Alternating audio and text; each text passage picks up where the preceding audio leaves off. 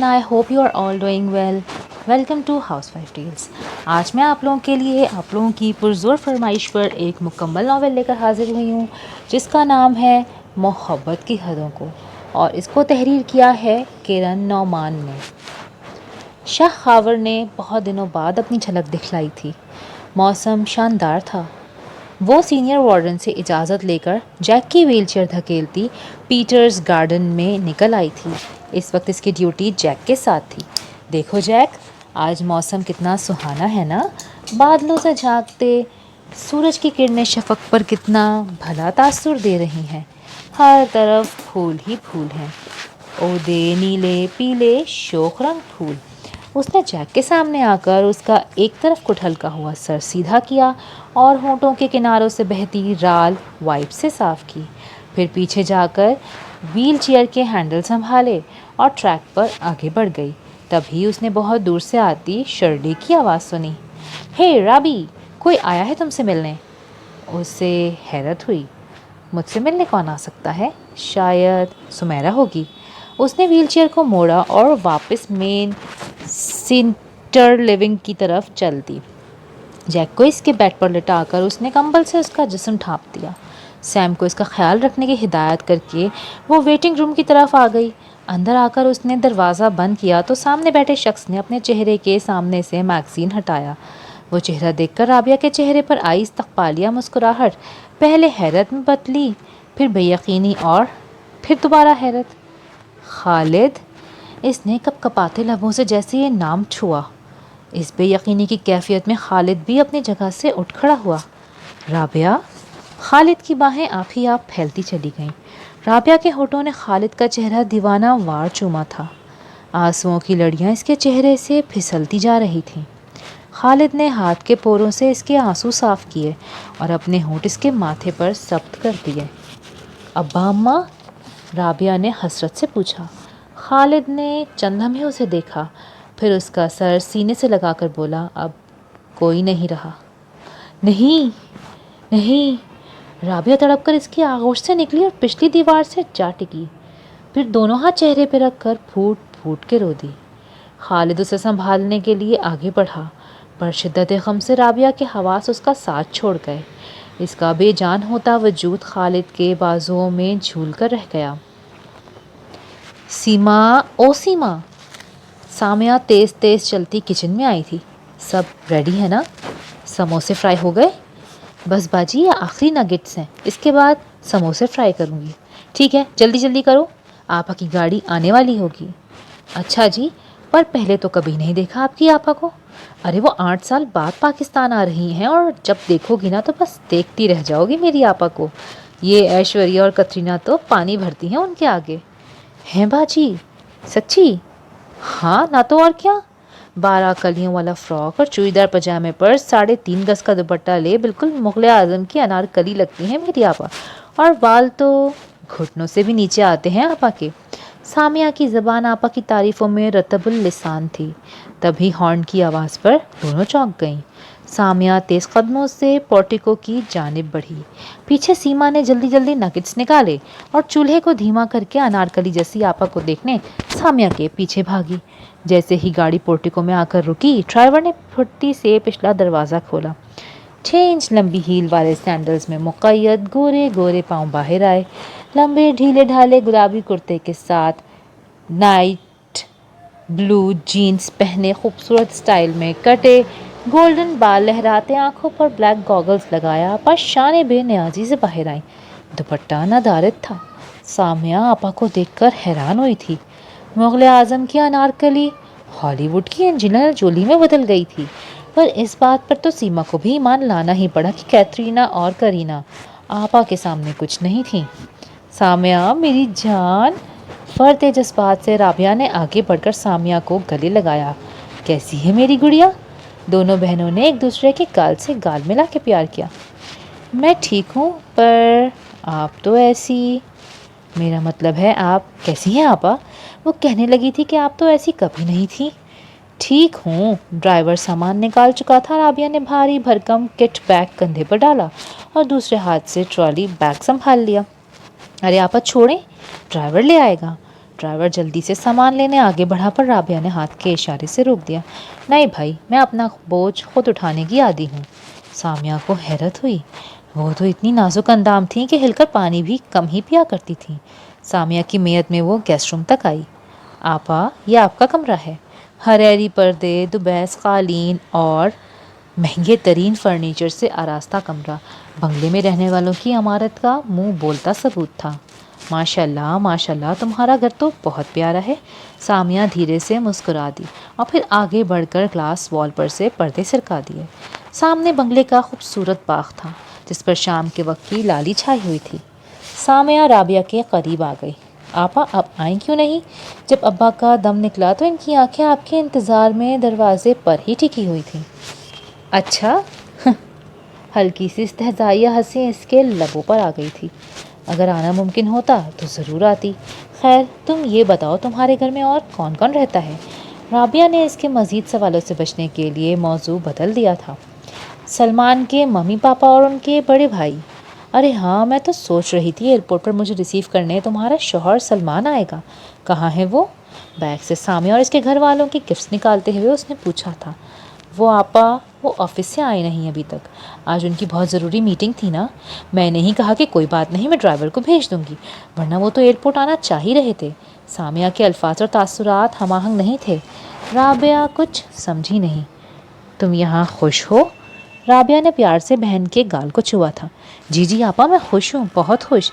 आए, मैं आपको अपनी सास से मिलवाती हूँ। सामिया के पीछे राबिया एक कमरे में दाखिल हो गई। ये शायद इस बंगले का मास्टर बेडरूम था। लाइट ब्राउन और गोल्डन की थीम पूरे कमरे पर छाई हुई थी। हर चीज़ इंतहाई दीदा ज़ेब और रहने वालों के आला ज़ौक़ का पता देती थी। 48 इंच की LED पर मलका तरन्नुम नूरजहां अपने सुरों का जादू जगा रही थी। मम्मी जी, ये राबिया आपा हैं। मैंने आपको बताया था ना, अभी आई हैं कनाडा से। राबिया कमरे की आराइश में खोई हुई थी। सामिया की आवाज़ पर माहौल में वापस आई। हेलो। जल्दी में वो अपनी आदत के मुताबिक हेलो बोल गई, पर इसका ये हेलो बेड पर नीम दराज कदरे भारी खातून को शायद पसंद नहीं आया। फौजिया बेगम ने नखूद भरी नज़रों को महसूस करके राबिया को अपनी बेवकूफ़ी का एहसास दिलाया, जिसके अजाले के तौर पर उसने फ़ौरन सलाम किया। वासलाम वासलाम, ठीक हो? उन्होंने राबिया के लिबास को नापसंदीदा नज़रों से देखा था। जी अल्लाह का शुक्र, आप ठीक हैं? राबिया इनकी नापसंदीदगी भाप गई थी। सामिया, बहन इतनी दूर से आई है, कुछ चाय पानी को पूछा या नहीं? जी मम्मी, मैं बस पूछने वाली थी, सोचा पहले आपसे मिलवा दूं। ठीक है, जाओ आप यहाँ से, पहले चाय पानी लाओ। सामिया ने दरवाज़ा खोला तो राबिया भी बाहर आ गई। सामिया, मेरी बात सुनो। अपनी तरफ से सामिया दरवाज़ा बंद करके सास की तरफ पलटी, पर थोड़ा सा दरवाज़ा खुला रह गया। तुम्हारी बहन के रंग ढंग मुझे कुछ अच्छे नज़र नहीं आते। बेहतर है इसे 1-2 दिन में यहाँ से चलता कर दो। तुम्हें बुरा तो ज़रूर लगेगा, पर तुम जानती हो मैं लगी लपटी नहीं रखती, समझ रही हो ना? सामिया ने धीरे से सर झुका लिया और चुपचाप बाहर आ गई। फौजिया बेगम की बातों से राबिया के दिल को चोट पहुंची, पर सामिया के सामने ऐसे जाहिर किया जैसे उसने कुछ सुना ही नहीं। सामिया ने राबिया से कहा, आप प्लीज़ मम्मी जी की बातों का बुरा ना मनाना, वो दिल की अच्छी हैं, बस जब से उनकी टांगें बेकार हुई हैं ज़रा चिड़चिड़ी हो गई हैं। क्या मतलब टांगें बेकार हो गई? तुम्हारी सास क्या अपाहिज है? जी, चंद साल पहले बड़ा खौफनाक ज़लज़ला आया था। मम्मी जी इस वक्त सीढ़ियों से उतर रही थी, तवाज़ुन बरकरार ना रख सकी और नीचे गिर गईं। बस जब से इनकी टांगों में जान नहीं है। ओह सो सैड। पर ये कोई लाइलाज मर्ज तो नहीं? बहुत इलाज करवाया आपा, फैज़ान भाई अमेरिका भी लेके गए थे मम्मी जी को, पर इनके दिमाग में खौफ बैठ गया है, इसीलिए इम्प्रूवमेंट नहीं हो रही। सामिया राबिया को लेकर किचन की तरफ आ गई। सीमा ट्रॉली सेट कर चुकी थी। चाय के दौरान राबिया ने सामिया से पूछा, तुम्हारा रिश्ता यहाँ कैसे हुआ? अब्बा के और तुम्हारे ससुराल के स्टेटस में तो ज़मीन आसमान का फ़र्क है। आपा, हमारे इलाके के काउंसलर थे ना, हकीम दाद साहब, अब्बा को बहुत अच्छी तरह से जानते थे और बाबा से भी इनकी दोस्ती थी, उन्होंने ही रिश्ता करवाया था। असल में मम्मी जी ज़रा और मिजाज की औरत हैं, उन्हें हाई सोसाइटी की लड़कियां पसंद नहीं, घरेलू मिजाज की लड़कियां पसंद हैं, इसीलिए उन्होंने ये रिश्ता कर लिया। खैर छोड़ें, आप ये बताएं कि शकील भाई और सायरा फुप्पो, वो भी कुछ पूछना ही चाह रही थी कि राबिया की आंखों में उतर आने वाली वहशत ने उसको खामोश करवा दिया।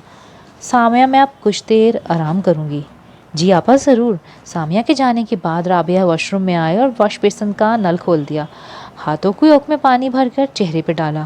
ٹھنڈے ٹھنڈے پانی کا احساس بڑا بھلا تھا، پر بیچ میں کہیں کہیں گرم نمکین پانی کے قطرے بھی مل گئے تھے۔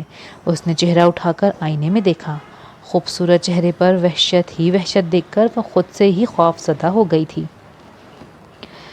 پانی لینے کے لیے وہ کمرے سے باہر آئی تھی۔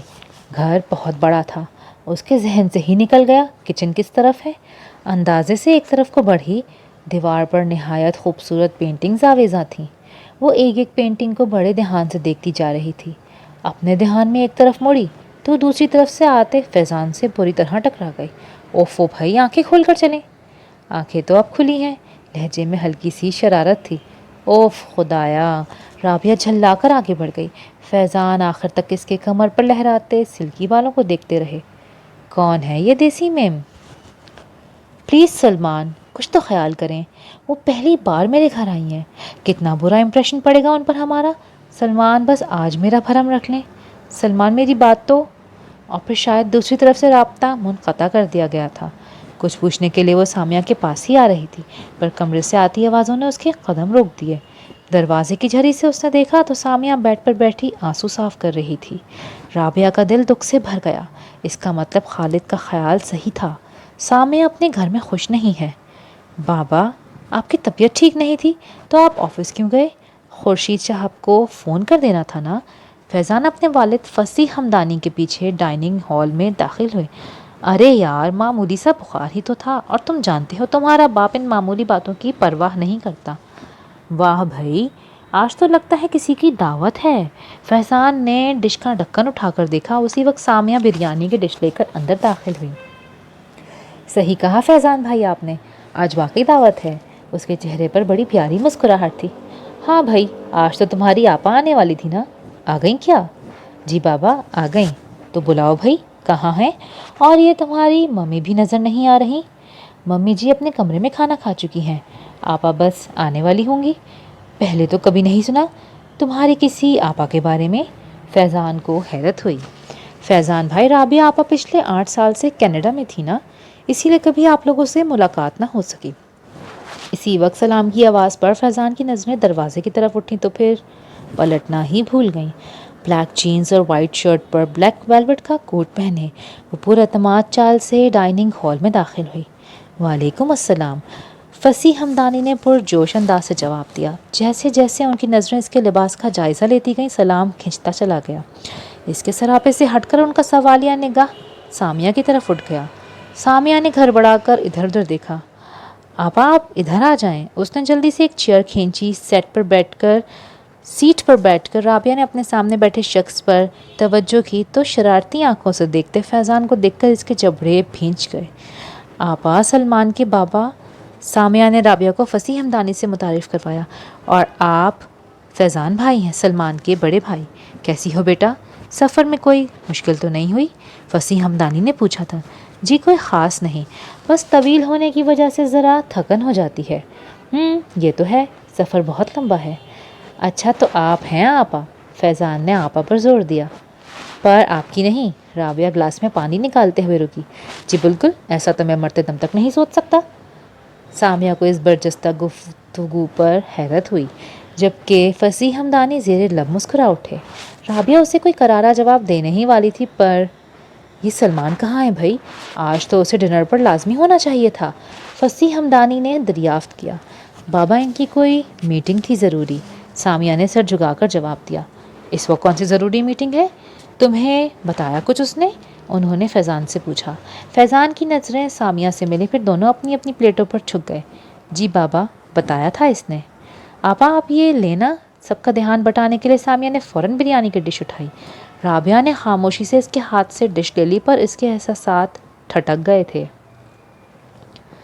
اجنبی ماحول میں نیند اس کی آنکھوں سے کوسوں دور تھی، اسی لیے وہ سونے کی لاحاصل کوشش ترک کر کے باہر کھلی فضا میں نکل آئی۔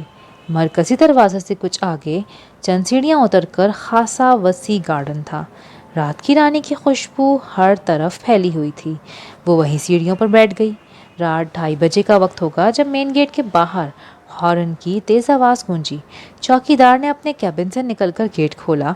वाइट मर्सिडीज तेज़ी से अंदर दाखिल हुई और इसके करीब ही आकर रुक गई। दरवाज़ा खोलकर जो शख्स बाहर निकला, राबिया उसे कतई नहीं जानती थी, पर फसी हमदानी से इसकी मशाबहत देखकर वह समझ गई कि यही सलमान है। एक हाथ में गाड़ी की चाबी और दूसरे हाथ में सिगरेट दबाए सलमान इसके करीब आ गया। आंखों में हैरत और दिलचस्पी लिए ब्लैक ट्राउजर्स और रेड लॉन्ग शर्ट में मलबूस राबिया को इसने सर से पांव तक देखा और साथ ही एक कश लगाकर धुआं राबिया के मुंह पे छोड़ दिया। राबिया बहनोई की इस छिछोरी हरकत पर सुलग कर रह गई। हेलो, आपकी तारीफ। शुक्र है बात करने का अंदाज बेहतर था। राबिया इब्राहिम अहमद। राबिया ने बर्दाश्त से काम लेते हुए अपना तारुफ कराया। ओहो, तो आप हैं हमारी साली साहिबा। इंटरेस्टिंग। मुझे वैसे उम्मीद नहीं थी कि साली के रूप में हॉलीवुड की मॉडल से मुलाकात हो जाएगी मेरी। सलमान सीधे हाथ से टाई की नॉट ढीली करते हुए बोला था। उम्मीद तो खैर मुझे भी नहीं थी कि बहनोई की शक्ल में किसी डिसेंट छिछोरे को भुगतना पड़ेगा। सलमान धीरे से हंस दिया। इसकी तो आप फिक्र ही ना करें मैडम, मैं तो कोशिश करता हूँ कि आपकी बहन को भी मुझे झेलना ना पड़े। मैं अच्छा समझूंगी जो आप अपनी बात की वजाहत कर दें। अरे आप तो इतनी जल्द वजाहतें तलब करने लग गई। आप मेरे घर में मेहमान हैं, आराम करें, आहिस्ता आहिस्ता सवा से हो जाएगा। रात बहुत हो गई है, बेहतर है जाकर सो जाएं। ये कहकर सलमान खुद अंदर चला गया, मगर पीछे राबिया का जहन बुरी तरह से उलझ गया था। आखिर मसला क्या है?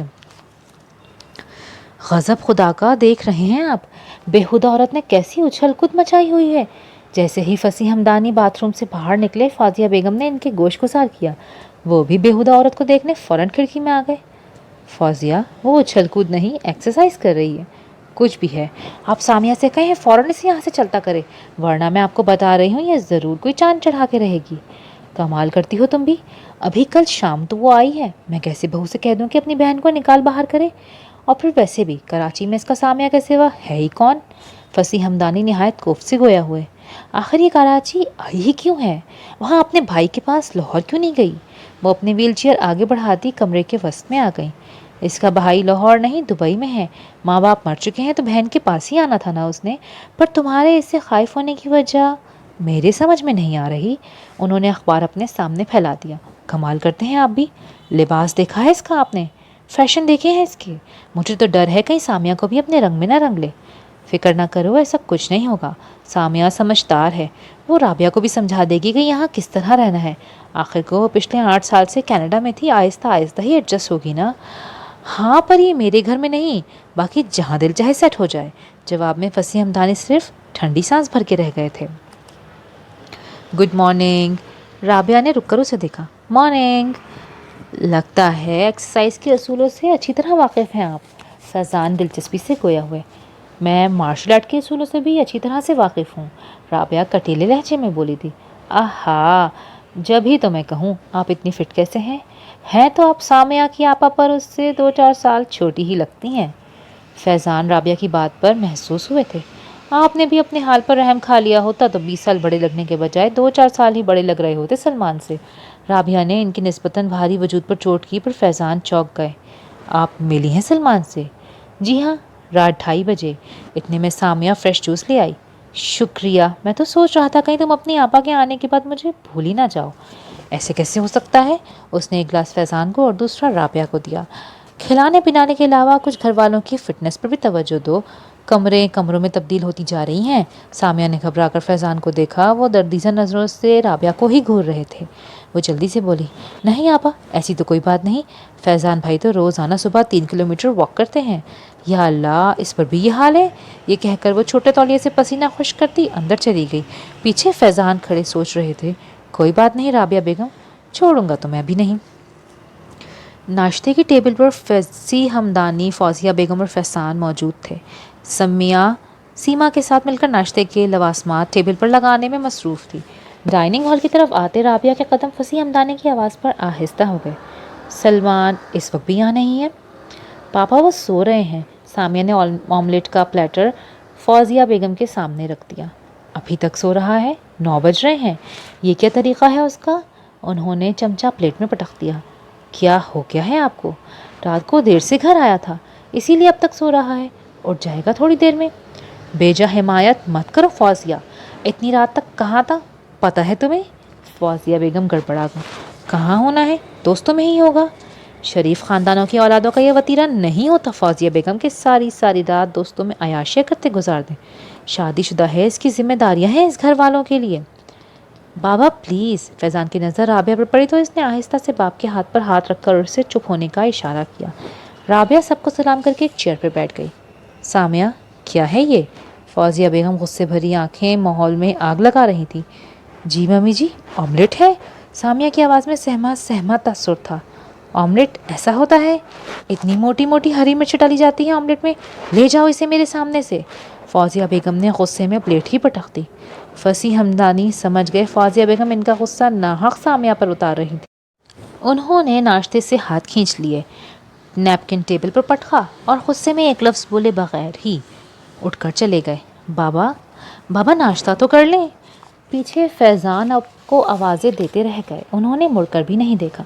فیضان نے تعصب بھری نگاہوں سے ماں کو دیکھا تھا۔ فوزیہ بیگم نے ویل چیئر پیچھے کی اور اپنے کمرے کی طرف بڑھ گئی۔ سیما، میرا ناشتہ میرے کمرے میں لے کر آؤ۔ جاتے جاتے وہ سیما کو آواز دینا اور آرڈر لگانا نہ بھولی تھی۔ بہن کے سامنے حد تک پر سامیہ کی آنکھوں میں آنسو آ گئے تھے، جنہیں انہوں نے چھپا لیا تھا اور کچن کی طرف چلی گئی تھی۔ رابعہ کے لیے یہ ساری سچویشن انتہائی آکورڈ تھی۔ سامیہ کے لیے اس کا دل دکھ سے بھرا ہوا تھا۔ وہ خود بھی اٹھ جانے کو تھی پر سوری رابعہ، میں آپ سے سب کے لیے شرمندہ ہوں۔ ممی اپنی معذوری کی وجہ سے ایسی ہو گئی ہیں، پلیز مائنڈ نہ کرنا، ناشتہ کریں۔ اس ساری صورتحال میں بہت زیادہ تحمل اور بردباری کی ضرورت تھی اور اس نے ایسا ہی کیا۔ آہستہ سے اسبات میں سر ہلا کر وہ چائے بنانے لگی۔ زمانے ہوئے وہ رشتوں کی دنیا سے نکل آئی تھی اور اب جس دنیا میں وہ رہتی تھی وہاں وہ صرف ایک رشتے سے جڑی تھی، انسانیت کے رشتے سے۔ خالد کی اچانک آمد اسے ایک بار پھر ان خود غرض مطلبی رشتوں کی دنیا میں لے آئی تھی۔ اس کا اپنا گھر بس نہیں سکا تھا، پر وہ چاہتی تھی کہ اس کی بہن کا گھر بسا رہے۔ جب سے اس نے سامیہ کی آنکھوں میں آنسو دیکھے تھے، اس کا دل بوجھل تھا۔ وہ سامیہ کو ڈھونڈتی کچن کی طرف آئی پر دروازے میں ہی ٹھٹک گئی۔ سلمان فریج سے جوس کا ڈبہ نکال رہا تھا۔ رابعہ پر نظر پڑتے ہوئے بولا، آئیے رابعہ ابراہیم احمد صاحبہ۔ رابعہ اس کا کچھ جتاتا ہوا انداز نظر انداز کر کے آگے آئی۔ سامیہ کہاں ہے؟ ہوگی وہیں اپنے حجرے میں۔ رابعہ کو اس کا طنز سمجھ میں نہیں آیا۔ کافی بنانی ہے مجھے۔ یہ کام تو آپ نہیں کر سکتی۔ کین سے گھونٹ بھرتا وہ کاؤنٹر کے ساتھ لگے اسٹول پر بیٹھ گیا۔ کیوں؟ کیونکہ ہمارے گھر آنے والے مہمان خود کام نہیں کرتے ہوں گے، پر میں اپنے کام خود کرنے کی عادی ہوں۔ یہ کہہ کر اس نے الیکٹرک کیٹل میں پانی لے کر سوئچ آن کر دیا۔ اور کیا کیا کرنے کی عادی ہیں آپ رابعہ ابراہیم صاحبہ، وہ بھی بتا دیجئے۔ سلمان اسے دلچسپی سے دیکھ رہا تھا۔ رابعہ پلٹ کے اس کے قریب آئی۔ میں سامیہ کی آپا ہوں۔ تم بھی مجھے آپا کہو تو ہی بہتر ہے۔ آپا کہنے سے آپ میری آپا ہو جائیں گی کیا؟ عمروں اور رشتوں کا لحاظ بھی کوئی چیز ہوتی ہے۔ سلمان دھیرے سے ہنس دیا۔ اچھا، کبھی اپنی بہن کے ساتھ کھڑے ہو کر خود کو آئینے میں دیکھیے گا، عمروں کی حقیقت خود ہی کھل جائے گی آپ پر۔ سلمان نے خالی کین کاؤنٹر پہ رکھا اور کچن سے چلا گیا۔ پیچھے رابعہ سوچتی رہ گئی، اس بے تکی بات کا مطلب کیا ہے؟ آپ کہیں جا رہے ہیں؟ سامیہ اپنے کمرے میں آئی تو سلمان ٹائی باندھ رہا تھا۔ کیا بات ہے؟ سلمان آپا کل سے آئی ہوئی ہیں، آپ ایک بار تو ان سے مل لیں پلیز۔ میں ایک بار نہیں 2 بار مل چکا ہوں تمہاری آپا سے۔ اچھا، کب؟ اسے حیرت ہوئی۔ میرے پاس اتنا فضول ٹائم نہیں کہ میں ان ملاقاتوں کی حرف بحرف تفصیل تمہیں سناتا پھروں، اور اگر جاننے کا اتنا ہی شوق ہے تو اپنی آپا سے ہی پوچھ لینا۔ اس نے ڈریسنگ ٹیبل سے پرفیوم اٹھایا اور خود پر اسپرے کرنے لگا۔ سلمان پلیز، وہ مہمان ہے، اس بات کا خیال رکھیے گا۔ کیا مطلب ہے تمہارا اس بات سے؟ مہمان ہے تو کیا کروں؟ لمبی لمبی گپیں ہانکوں ان کے ساتھ، یا ہوٹلنگ کرواؤں، یا پھر ان کی خاطر مدارات کے لیے لوازمات خریدتا پھروں؟ اس کے لہجے میں نہیں آنکھوں میں بھی بے حسی بھری ہوئی تھی۔ میرا مطلب یہ نہیں تھا، میں تو بس یہ چاہتی ہوں کہ آپ ان سے ذرا ڈھنگ طریقے سے بات کر لیں۔ اوہ، تو تم مجھے یہ بتانا چاہ رہی ہو کہ میں بڑا بے ڈھنگا آدمی ہوں جو اپنے گھر آنے مہمانوں سے بدتمیزی سے بات کرتا ہے؟ سلمان نے غصے سے کوٹ نکالا اور پہننے لگا۔ ایسا نہیں ہے سلمان، آپ مجھے سمجھنے کی کوشش تو کریں۔ سامیہ کی آنکھیں آنسوؤں سے بھر گئی تھیں۔ کچھ نہیں سمجھنا مجھے۔ سلمان غصے میں دروازہ کھول کر باہر نکلنے کو تھا، پھر کچھ سوچ کے پلٹا اور سامیہ کو کھینچ کر اپنے مقابل کیا۔ اس کے ہاتھوں کی گرفت سامیہ کے کندھوں پر سخت تھی۔ ایک بات کان کھول کر سن لو سامیہ، میں جیسا ہوں ویسا ہی رہوں گا۔ نہ تم میرے لیے بدلی ہو، نہ میں تمہارے لیے بدلوں گا، انڈرسٹینڈ؟ اور وہ پھر سر جھٹکتا ہوا سامیہ کو چھوڑ کر دروازے سے باہر نکل گیا۔ اس کے برفیلے لہجے نے سامیہ کو اندر تک کاٹ ڈالا تھا۔ وہ اپنا بے جان لاش جیسا وجود لیے بیڈ پہ ٹھہر گئی۔ نہ جانے کتنی دیر لگی اسے اپنے آپ کو سمیٹنے میں۔ او سامیہ باجی! ادھ کھلے دروازے میں سے سیما کی ایک پکار پر وہ چونکی۔ چہرے پر گیلا پن محسوس کر کے اس نے دونوں ہاتھوں سے آنسو صاف کیے۔ وہ باجی آپ کو بڑی صاحب بلا رہے ہیں۔ سامیہ کے آنسو دیکھ کر سیما کا دل بھی دکھی ہو گیا۔ اسے اپنی یہ بھولی بھالی سیدھی سادی مالکن بہت اچھی لگتی تھی، کیونکہ اس میں مالکنوں والی کوئی خوبو نہیں تھی۔ جی بابا، آپ نے بلایا؟ سامیہ اسٹڈی میں آئی تو فصیح ہمدانی اپنی فائلز اکٹھی کر رہے تھے۔ ہاں بیٹا آؤ۔ وہ ان کے سامنے چیئر پر بیٹھ گئی۔ بیٹا ایک بات کرنی تھی تم سے، برا مت ماننا۔ کیسی باتیں کر رہے ہیں بابا آپ؟ میں آپ کی بات کا برا مان ہی نہیں سکتی۔ آپ کو مجھ سے کوئی شکایت ہے تو کھل کے بتائیں۔ فصیح ہمدانی مسکرا دیے۔ مجھے تم سے کوئی شکایت نہیں ہے بیٹا، تمہارے لیے تو میں اپنے رب کا شکر گزار ہوں۔ میری کوئی بیٹی نہیں تھی، تمہاری صورت میں اس نے مجھے اتنی نیک اور سعادت مند بیٹی دے دی۔ بس تھوڑی سی پرابلم تمہاری آپا کی طرف سے ہے۔ انہوں نے آنکھوں میں چشمہ لگا اتار کر جیب میں ٹکایا۔ آپا کی طرف سے؟ اسے حیرت کا شدید جھٹکا لگا۔ آپ کی کوئی بات ہوئی ان سے بابا؟ ارے نہیں بھائی، بات کوئی نہیں ہوئی، وہ تو بہت مینرڈ ہے، پر فوزیہ کو اس کے لباس پر اعتراض ہے۔ تم تو جانتی ہو وہ کس مزاج کی عورت ہے۔ مجھے ڈر ہے وہ اپنے ان خیالات کو رابعہ پر برے انداز سے آشکار نہ کرتے۔ آج کل اس کے مزاج کا چڑچڑا پن بھی عروج پر ہے۔ رابعہ مہمان ہے اور میں نہیں چاہتا اسے بدمزگی والے ماحول میں رہنا پڑے۔ آج صبح ناشتے پر بھی اس کے سامنے کوئی اچھا سین تو نہیں ہوا۔ تم اسے ذرا مشرقی لباس کی ترغیب دلاؤ، اس طرح کہ اس سے بھی برا نہ لگے۔ سمجھ رہی ہو نا میری بات؟ جی بابا آپ فکر نہ کریں، میں سمجھ گئی، آپا سے بات کر لوں گی میں۔ گڈ، خوش رہو۔ انہوں نے مسکرا کر سامیہ کے سر پہ ہاتھ رکھ دیا۔ سیما، او سیما، کہاں مر گئی کم بخت؟ فوزیہ بیگم کے کمرے کے قریب سے گزرتے ہوئے رابعہ کو ان کی آوازیں سنائی تھیں۔ اس نے ہچکچاتے ہوئے دروازہ کھولا تو سامنے ہی بیڈ پر فوزیہ بیگم شدید بے چینی میں پہلو بدل رہی تھی۔ کیا ہوا آنٹی، خیریت؟ اوہ تم میرا ایک کام کر دو پلیز۔ انہیں رابعہ کا دم غنیمت لگا۔ ذرا سیما کو بلا دو، وہ مجھے باتھ روم لے جائے گی۔ آنٹی سیما کو آتے آتے نہ جانے کتنا ٹائم لگ جائے، آپ میرے ساتھ آئیں، میں لے چلتی ہوں۔ اس نے پھرتی سے ویل چیئر بیڈ کے ساتھ ایڈجسٹ کی۔ نہیں میں تمہارے ساتھ نہیں جاؤں گی، تم تو مہمان ہو۔ آنٹی مہمان بعد میں، پہلے میں ایک انسان ہوں اور میرا فرض ہے کہ اگر آپ کسی مشکل میں ہیں تو میں آپ کی مدد کروں۔ آپ ٹینشن چھوڑیں اور آئیں میرے ساتھ۔ اس نے سہارا دے کر فوزیہ بیگم کو ویل چیئر پر بٹھایا اور پھر ان کے نانا کرنے کے باوجود انہیں باتھ روم لے گئی۔ واپس آ کر رابعہ نے دوبارہ انہیں بیڈ پر لٹایا، ان کے تکیے صحیح کیا اور کمبل اڑا دیا۔ شکریہ، انہوں نے ممنونیت سے اس کا ہاتھ تھام لیا۔ اس نے مسکرا کر ان کا ہاتھ تھپکا اور پھر ان کی دوائیاں چیک کرنے لگے۔ آپ کی ایک دوائی کم ہے۔ ہاں فیضان آئے گا تو اسے بتاؤں گی۔ رابعہ سمجھ گئی فیضان بیگم صاحبہ کی دوائیوں کے معاملے میں لاپرواہ ہے۔ اس نے دوائی نوٹ کی اور کمرے سے باہر آ گئی۔ آدھے گھنٹے بعد وہ اس کی دوائی کے ساتھ ان کے کمرے میں موجود تھی۔ یہ دیکھیں آپا، کتنا خوبصورت سوٹ ہے، لکھنوی میسوری اسٹائل۔ سامیہ آگے پیچھے سے سوٹ کی بناوٹ چیک کرتے ہوئے بولی۔ اس وقت دونوں بہنیں طارق روڈ کے ایک بوتیک میں موجود تھیں۔ اچھا ہے، پر تمہارے سائز کا تو نہیں لگتا۔ آپا میں اپنے لیے نہیں، آپ کے لیے لے رہی ہوں۔ اس نے شفون کا ایک اور سوٹ نکالا۔ میرے لیے یہ؟ میں اس کا کیا کروں گی سامیہ، میں اب شلوار قمیض نہیں پہنتی۔ رابعہ کو الجھن ہوئی۔ وہ تو میں دیکھ ہی رہی ہوں آپا، لیکن آپ تو بالکل ہی بدل گئی ہیں، اور شلوار قمیض پہننا تو آپ نے بالکل چھوڑ دیا ہے۔ پر پلیز جب تک آپ میرے پاس ہیں میری خوشی کی خاطر شلوار قمیض پہن لیا کریں۔ تم خواہ مخواہ ضد کر رہی ہو سامیہ، میں ان کپڑوں میں انکمفرٹیبل فیل کروں گی۔ رابعہ کو سوچ کر ہی گھٹن ہو رہی تھی۔ آپا پلیز، آپ نے انکار بالکل بھی نہیں کرنا۔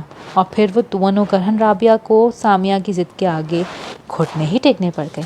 واپسی میں سامیہ نے دھوراجی کا گولا گنڈا بنوایا، جو کہ رابعہ نے تو صرف چکھا، پر سامیہ نے خوب ڈٹ کے کھایا۔ گھر آ کر رابعہ کچھ میڈیکیٹڈ مساج کریمیں اور سنکائی کے لیے گرم پانی کی بوتل لے کر پھر فوزیہ کے کمرے میں آ گئی اور ان کے ہزار منع کرنے کے باوجود ٹانگوں کی سکائی کی اور مساج کیا۔ نہ جانے کتنے پل بیت گئے تھے اسے آئینے میں خود کو تکتے ہوئے۔ سالوں پہلے وہ رابعہ کہیں کھو گئی تھی جو آج اسے اس آئینے میں ملی تھی۔ سفید چکن کی کرتی، پھولدار ٹراؤزر اور اس پر سرخ شفون کا دوپٹہ اس کے حسن کو چار چاند لگا رہے تھے۔ اس کے منع کرنے کے باوجود بھی سامیہ اس کے کانوں میں سرخ نگینوں والے بندے اور ہاتھوں میں سرخ چوڑیاں ڈال گئی تھی۔ 8 سال پہلے وہ کتنے شوق سے سجتی سنورتی تھی، تہواروں اور تقریبات کے علاوہ بھی گھر میں اچھے کپڑے اور میچنگ جویلری پہنے رکھتی۔ نیچرل پنک کلر کی لپسٹک اسے بہت پسند تھی، وہ روز لگاتی اور جب ختم ہو جاتی تو پھر منگوا لیتی۔ شنو خالہ سے اس کی کلائیوں میں ہمیشہ چوڑیاں بولتی رہتی تھیں۔ اماں روز ٹوکتی اتنا تیار نہ ہوا کر رابعہ، نظر لگ جائے گی، اور وہ پلٹ کر جواب دیتی اماں آپ تو مجھے دیکھتی ہی نہیں، پھر نظر کیسے لگے گی؟ اسے کیا خبر تھی نظر لگ جانے کے ڈر سے ہی تو اماں دیکھتی نہیں تھیں۔ ہفتے میں 2 دن اسے لازمی ابا سے سادگی پر لیکچر ملتا تھا، جو وہ نہایت سعادت مندی سے ایک کان سے سن کے دوسرے سے اڑا دیتی۔ خالد کہتا تھا رابعہ تو جتنا بھی سچ سنور لے پر رہے گی وہی چڑیل کی چڑیل۔ 2 سال چھوٹا ہونے کے باوجود اس نے رابعہ کو بڑی بہنوں والی عزت کبھی نہیں دی تھی، پر دوستی اتنی تھی کہ جب تک اپنی ہر بات رابعہ سے شیئر نہ کر لیتا اس کا کھانا ہضم نہیں ہوتا تھا۔ اسکول کی سہیلیاں چھیڑتی ہائے ظالم، تجھ پر تو ہمارا ہی دل فدا ہوا جا رہا ہے، جس کے ساتھ بیاہ کر جائے گی اس کا تو قتل ہی کر دینا ہے تو نے۔ پر الٹ ہی ہو گیا، جس کے ساتھ بیاہ کر گئی اس نے رابعہ کے احساسات اور جذبات کا خون کر دیا۔ سرخ بندے، سرخ چوڑیاں، سرخ دوپٹہ، سب کچھ سرخ خون میں بدل گیا۔ اسے ہر چیز میں خون ہی خون نظر آنے لگا۔ وحشت زدہ ہو کر وہ آئینے کے سامنے سے ہٹ گئی۔ کوئی اس کے اندر بول رہا تھا اب تو کچھ بھی کر لے وہ پہلے والی رابعہ کبھی بھی نہیں بن سکتی تھی۔ اپنے اندر کی اس آواز سے گھبرا کر وہ کمرے سے باہر آ گئی۔ چند لمحے اپنے حواس بحال کرنے کے بعد وہ کچن کی طرف بڑھ گئی۔ لاؤنج کی طرف سے آتے فیضان کے قدم اسے دیکھ کر تھم سے گئے۔ قریب آنے پر بے اختیار اس کے منہ سے نکلا ماشاءاللہ۔ اس بے اختیاری سے وہ بھی بول گئے استغفر اللہ، پر فیضان کے کان ہی نہیں روم روم صرف وہ سن رہا تھا جو ان کا دل بول رہا تھا۔ ہو گیا تھا رواں جو دیکھا اسے، ہو گیا تھا رواں جو دیکھا اسے، ایک دریا رکھا ہوا تھا میں، میری پیاری آپا۔ جیسے ہی رابعہ کچن میں آئی سامیہ نے گلے میں باہیں ڈال کر اس کے گال چوم لیے۔ دیکھا سیما، یہ ہے میری اصلی والی آپا۔ سچی سامیہ باجی، آج تو رابعہ باجی بالکل مغل اعظم والی انارکلی لگ رہی ہیں۔ بہت اچھے، اور کوئی مثال نہیں ملی تمہیں میرے لیے، لیکن مدھوبالا ہی بنا ڈالا۔ اور تم مجھے یہ بتاؤ، اس نے سامیہ کی طرف رخ کیا، تمہارے جیٹ کے بیوی بچے نہیں ہیں کیا؟ جب دیکھو تنہا گھومتے نظر آتے ہیں۔ سامیہ ہنس پڑی۔ کیا ہو گیا ہے آپ کو آپا؟ بھلا فیضان بھائی کے بیوی بچے کہاں سے آئے؟ وہ تو ابھی تک کنوارے ہیں۔ سامیہ کی بات سن کے رابعہ کو حیرت ہوئی۔ بس تو پھر باقی عمر بھی ایسے ہی گزارنے والی ہے کیا؟ بھلا 40 سال کے آدمی سے کون شادی کرے گا؟ آپا وہ سلمان سے صرف 4 سال بڑے ہیں، بس ذرا جسم بھاری ہونے کی وجہ سے بڑے بڑے لگتے ہیں۔ پاپا بتا رہے تھے یونیورسٹی میں فیضان بھائی کو ایک لڑکی پسند تھی، بہت ماڈرن تھی، پر ممی جی کو ایسی لڑکیاں بالکل پسند نہیں۔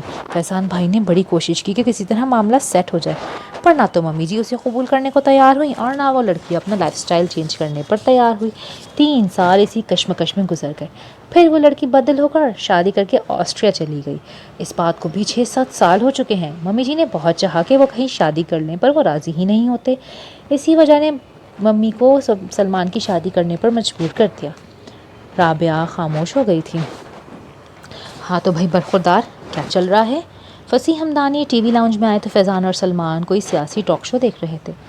بڑی فنی سچویشن ہے بابا، دائیں بازو کی بیٹنگ اور بائیں بازو کی بولنگ چل رہی ہے، بیچ میں مولانا صاحب نے اپنا اکھاڑا جما لیا ہے، اب دھرنے پر دھرنا چل رہا ہے۔ فیضان نے سیاسی صورتحال پر کمنٹ کیا۔ نہیں یار، اس کا مطلب ایک بار پھر سٹاک مارکیٹ بیٹھنے والی ہے۔ خیر سلمان، 1-2 روز میں شیخ الجبار والی ڈیل کے پیپرز فائنل ہو جائیں گے تو تم دبئی چلے جانا۔ ٹھیک ہے بابا۔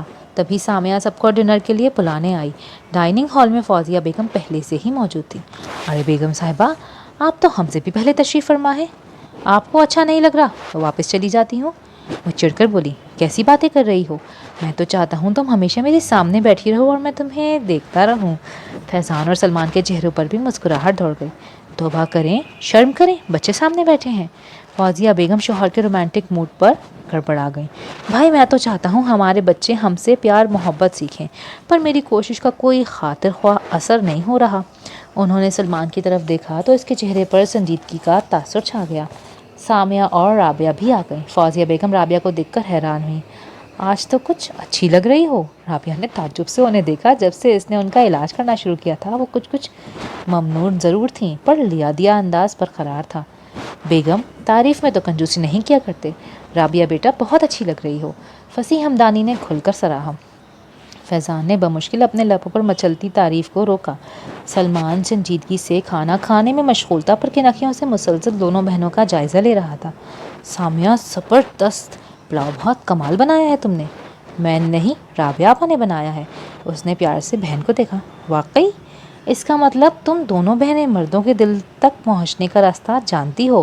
فیضان نے شرارت سے رابعہ کو دیکھا اور اس نے فیضان کو غصے سے۔ زندگی میں اور بھی بہت کچھ ہوتا ہے بھائی، صرف کھانا ہی سب کچھ نہیں ہوتا۔ سلمان کی اس بات پر رابعہ چونکی تھی۔ رابعہ، وہاں کینیڈا میں بھی پاکستانی کھانے پکاتی ہو کیا؟ فوزیہ بیگم نے سب کی توجہ اس طرف سے ہٹائی۔ نہیں آنٹی، پاکستانی کھانے ٹائم مانگتے ہیں اور میرے پاس وہاں اتنا ٹائم نہیں ہوتا۔ کیوں، ایسا کیا کرتی ہو؟ میں سینئر لیونگ سینٹر میں بوڑھے لوگوں کی دیکھ بھال کرتی ہوں۔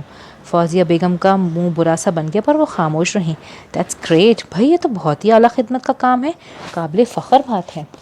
معمولی نرس ہونے میں فوزیہ بیگم نے دل کی بات زبان پر لے آئی۔ ممی، نرس بالکل بھی معمولی نہیں ہوتی۔ جن کے اپنے بے یار و مددگار ان کو چھوڑ جاتے ہیں نا، انہیں نرس سنبھالتی ہے۔ انسانیت کا مسیحا۔ رابعہ سن وجود کے ساتھ فیضان کو سنتی رہی، اس کا روم روم کان بن چکا تھا۔ اچھا بس بس، اپنے لیکچر اپنے پاس رکھو اور چپ کر کے کھانا کھاؤ، فوزیہ بیگم نے اپنی جھیب مٹاتے ہوئے کہا۔ فصیح ہمدانی نے تعصب سے بیگم کو دیکھا۔ سویٹ ڈش لے کر سلمان جانے لگا تو سامیہ نے پوچھا، سلمان آپ نے بتایا ہی نہیں، آپ کو کھانا کیسا لگا؟ سلمان نے رک کر رابعہ کو دیکھا۔ پلاؤ واقعی مزیدار تھا۔ پھر سامیہ کو دیکھ کر بولا، کچھ اپنی آپا سے ہی سیکھ لیا ہوتا۔ درد کی تیز لہر سامیہ کا دل کاٹ گئی۔ کوئی کچھ سمجھا، کوئی کچھ، پر وہ اچھی طرح سے اس کا مطلب سمجھ گئی تھی۔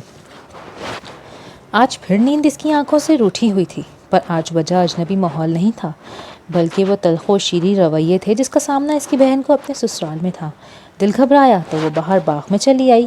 سامیہ پہلے سے ہی موجود تھی۔ آپا، آپ سوئی نہیں؟ نہیں، یہ تم اس وقت یہاں کیا کر رہی ہو؟ ایسے ہی کھلی فضا میں کھڑے ہونے کا دل چاہ رہا تھا۔ سامیہ، سلمان تم سے اتنا اکھڑا اکھڑا کیوں رہتا ہے؟ کیا بتاؤں آپا، میری تو خود سمجھ میں نہیں آتا، آخر وہ مجھ سے کیا چاہتے ہیں؟ سامیہ کے چہرے پر برسوں کی تھکن اتر آئی۔ کتنا عرصہ ہوا ہے تمہاری شادی کو؟ دونوں بہنیں وہیں سیڑھیوں پہ بیٹھ گئی تھیں۔ 3 سال۔ 3 سال میں تم یہ نہیں جان پائیں کہ تم سے وہ کیا چاہتا ہے؟ کیا شروع سے ہی ایسا تھا؟ شروع میں ایسے نہیں تھے، چند دن بہت اچھے تھے، پر آہستہ آہستہ بات بات پر الجھنے لگے۔ ہر وقت کہتے خود کو بدلو، میں زیادہ خدمت کرتی تو کہتے مجھے بیوی چاہیے، نوکرانی نہیں۔ ان کی پسند کا کھانا بناتی تو کہتے کوک اچھی ہو پر بیوی نہیں۔ شروع میں اپنے ساتھ کہیں لے کر جاتے تھے، پھر آہستہ آہستہ وہ بھی چھوڑ دیا۔ کہنے لگے تمہیں ساتھ لے جانا سوائے شرمندگی کے اور کچھ نہیں۔ بات کرتے کرتے سامیہ کی آنکھوں میں آنسو آ گئے۔ تم نے اس کے ان بدلتے رویوں کو ڈسکس کیا گھر میں کسی کے ساتھ؟ ممی جی سے بات کی تھی میں نے، پر انہوں نے سختی سے منع کر دیا خود کو بدلنے کے لیے۔ بقول ان کے میں اپنے طرز عمل پر قائم رہی تو سلمان خود بخود بدل جائیں گے، پر اگر میں بدلی تو گھر کا ماحول خراب ہوگا۔ یہ کیا لاجک ہوئی بھلا؟ ہر لڑکی کو اپنے سسرال میں ایڈجسٹ ہونے کے لیے کچھ نہ کچھ تبدیلی اپنی ذات میں لانی پڑتی ہے۔ آپ صحیح کہہ رہی ہیں آپا، پر ممی جی رتی بھر میری ذات میں کوئی تبدیلی برداشت کرنے کو تیار ہی نہیں۔ شادی کے شروع دنوں میں سلمان میرے لیے جدید تراش خراش کا ایک سوٹ لے کر آئے، پر جب وہ پہن کر میں ممی جی کے سامنے آئی تو انہوں نے اتنا برا مانا کہ 3 دن تک مجھ سے بات ہی نہیں کی۔ اس کے بعد سلمان کبھی میرے لیے کچھ لے کر نہیں آئے۔ اس کا مطلب فوزیہ آنٹی سائیکو پرابلم ہے۔ یہ بات سامیہ نے صرف سوچی، کہیں نہیں۔ آپ یہاں خیریت؟ کیسے آنا ہوا؟ وہ ابھی انڈسٹریل ایریا سے ہو کر آیا تھا۔ آفس میں قدم رکھتے ہی رابعہ پر نظر پڑی تو وہ چونک گیا۔ ہاں، ویسے ہی تم سے ملنے کو دل چاہا تو چلی آئی، گھر میں تو تم کم ہی دکھائی دیتے ہو۔ چائے یا کافی؟ جو تمہارا دل چاہے۔ اس نے انٹرکام پر کافی کا آرڈر دے دیا، پھر دوبارہ توجہ سے رابعہ کے چہرے پر نظریں گاڑ دیں۔ میں ابھی تک تمہارا مسئلہ نہیں سمجھ پائی۔ سلمان کے تاثرات میں کوئی فرق نہیں آیا۔ میرے مسئلے سمجھنے کی آپ کو ضرورت بھی کیا ہے؟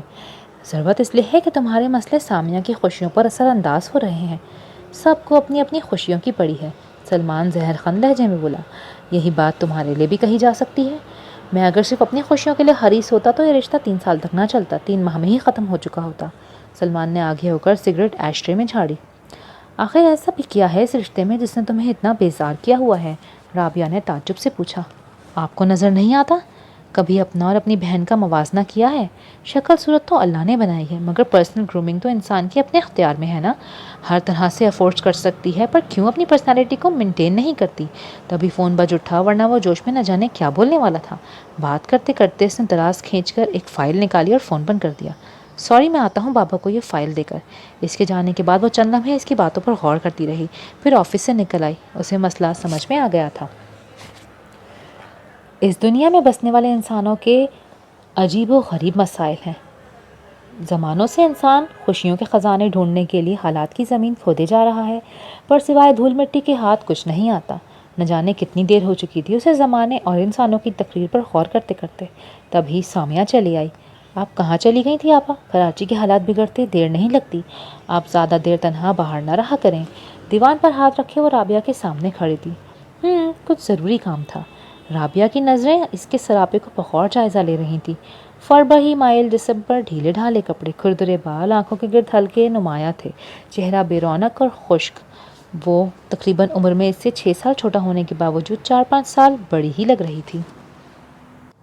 کیا ہوا آپا؟ ایسے کیا دیکھ رہی ہیں آپ؟ وہ رابعہ کے پاس ہی بیٹھ گئی۔ دیکھ رہی ہوں تم خود سے کتنی لاپرواہ ہو۔ سلمان اگر تمہیں تبدیلی چاہتا ہے تو صحیح چاہتا ہے۔ خود پر تھوڑی توجہ دے کر تم اپنے حالات بہتر بنا سکتی ہو۔ تمہاری ساس اگر نہیں چاہتی کہ تم اپنا حلیہ تبدیل کرو تو بھی شوہر کی خواہش تمہارے لیے زیادہ اہم ہونی چاہیے۔ رابعہ کی بات سن کر سامیہ کے لبوں پر ایک تلخ مسکراہٹ آ گئی۔ میاں بیوی کا رشتہ گیو اینڈ ٹیک کے اصولوں پر چلتا ہے آپا۔ میں سلمان کے لیے خود کو بدل بھی لوں تب بھی وہ میرے لیے اپنی سوچ کبھی نہیں بدلیں گے۔ اس کی بات سن کر سامیہ کو رابعہ دیکھنے لگ گئی۔ تم مجھے کھل کر بتاؤ سامیہ، جو بھی بات ہے۔ چھوڑیں آپا، آپ چند دنوں کے لیے آئی ہیں، میں آپ کو دکھی نہیں کرنا چاہتی۔ تمہیں دکھی دیکھ کر میں کون سا سکھی رہ سکتی ہوں؟ پر سامیہ، میں اب ان عورتوں میں سے نہیں رہی جو خود کو حالات کے دھارے پر چھوڑ کر قسمت کو دوش دیتی ہیں۔ میرے نزدیک زندگی جدوجہد کا نام ہے۔ آزمائش کس پر نہیں آتی، پر عقل کا استعمال کر کے خود کو آزمائشوں سے نکال کر حالات بہتر بنانا ہی انسان کا کام ہے۔ تمہیں بھی حالات کو بہتر بنانا ہوگا۔ تم دونوں کے بیچ کی یہ تلخی حالات کو کہاں سے کہاں لے جائے گی، تمہیں اندازہ ہے اس بات کا؟ آج اگر وہ تمہیں اپنی زندگی سے نکال دے تو تم کہاں جاؤ گی؟ کبھی سوچا ہے اس بارے میں؟ اماں ابا اپنے فرائض سے فارغ ہو کر گزر گئے۔ خالد دبئی میں اپنے بیوی بچوں کو افورڈ تو کر رہا ہے نا، بڑی بات ہے۔ اور میرا تو اپنا کوئی خود ٹھکانہ ہی نہیں۔ تمہیں اپنے گھر میں اپنی پوزیشن کو مضبوط کرنا ہی ہوگا۔ رابعہ کی بات سن کر سامیہ کی آنکھوں میں آنسو آ گئے۔ میں سب سمجھتی ہوں آپا، پر میری پوزیشن مضبوط نہیں ہوگی۔ میاں بیوی کے تعلقات کو ان کی اولاد مضبوط بناتی ہے، ہماری زندگی میں ایسا کوئی چکر ہی نہیں۔ رابعہ نے حیرت سے اسے دیکھا۔ 3 سال کوئی بڑا عرصہ نہیں ہوتا سامیہ، اللہ نے چاہا تو اولاد بھی ہو جائے گی۔ اور اگر تم اس سلسلے میں بے یقینی کا شکار ہو تو اپنا میڈیکل چیک اپ کرواؤ۔ میں بے یقینی کا شکار نہیں ہوں آپا، پر سلمان نہیں چاہتے کہ ہماری اولاد ہو۔ کیوں؟ وہ کیوں نہیں چاہتا؟ حیرت اور دکھ رابعہ کے چہرے پر چھپ سے گئے تھے۔ آپا وہ زندگی کو انجوائے کرنا چاہتے ہیں۔ انہوں نے سوچا ہوا تھا کہ پہلے 5 سال صرف انجوائمنٹ میں گزاریں گے، گھومنا پھرنا، ہوٹلنگ، شاپنگ۔ مجھے میری خوشی سے محروم کیا تو خود بھی خوش نہیں ہے، جلتے سڑتے ہی رہتے ہیں۔ آپ نہیں جانتی آپا انہوں نے میرے ساتھ کیا کیا۔ شادی کے 4 ماہ بعد میں پریگننٹ ہو گئی تھی، پر سلمان نے دھوکہ دیا مجھے، چیک اپ کے بہانے میرا ابارشن کروا دیا۔ روتے روتے سامیہ کی ہچکیاں بن گئی۔ رابعہ سن رہ گئی۔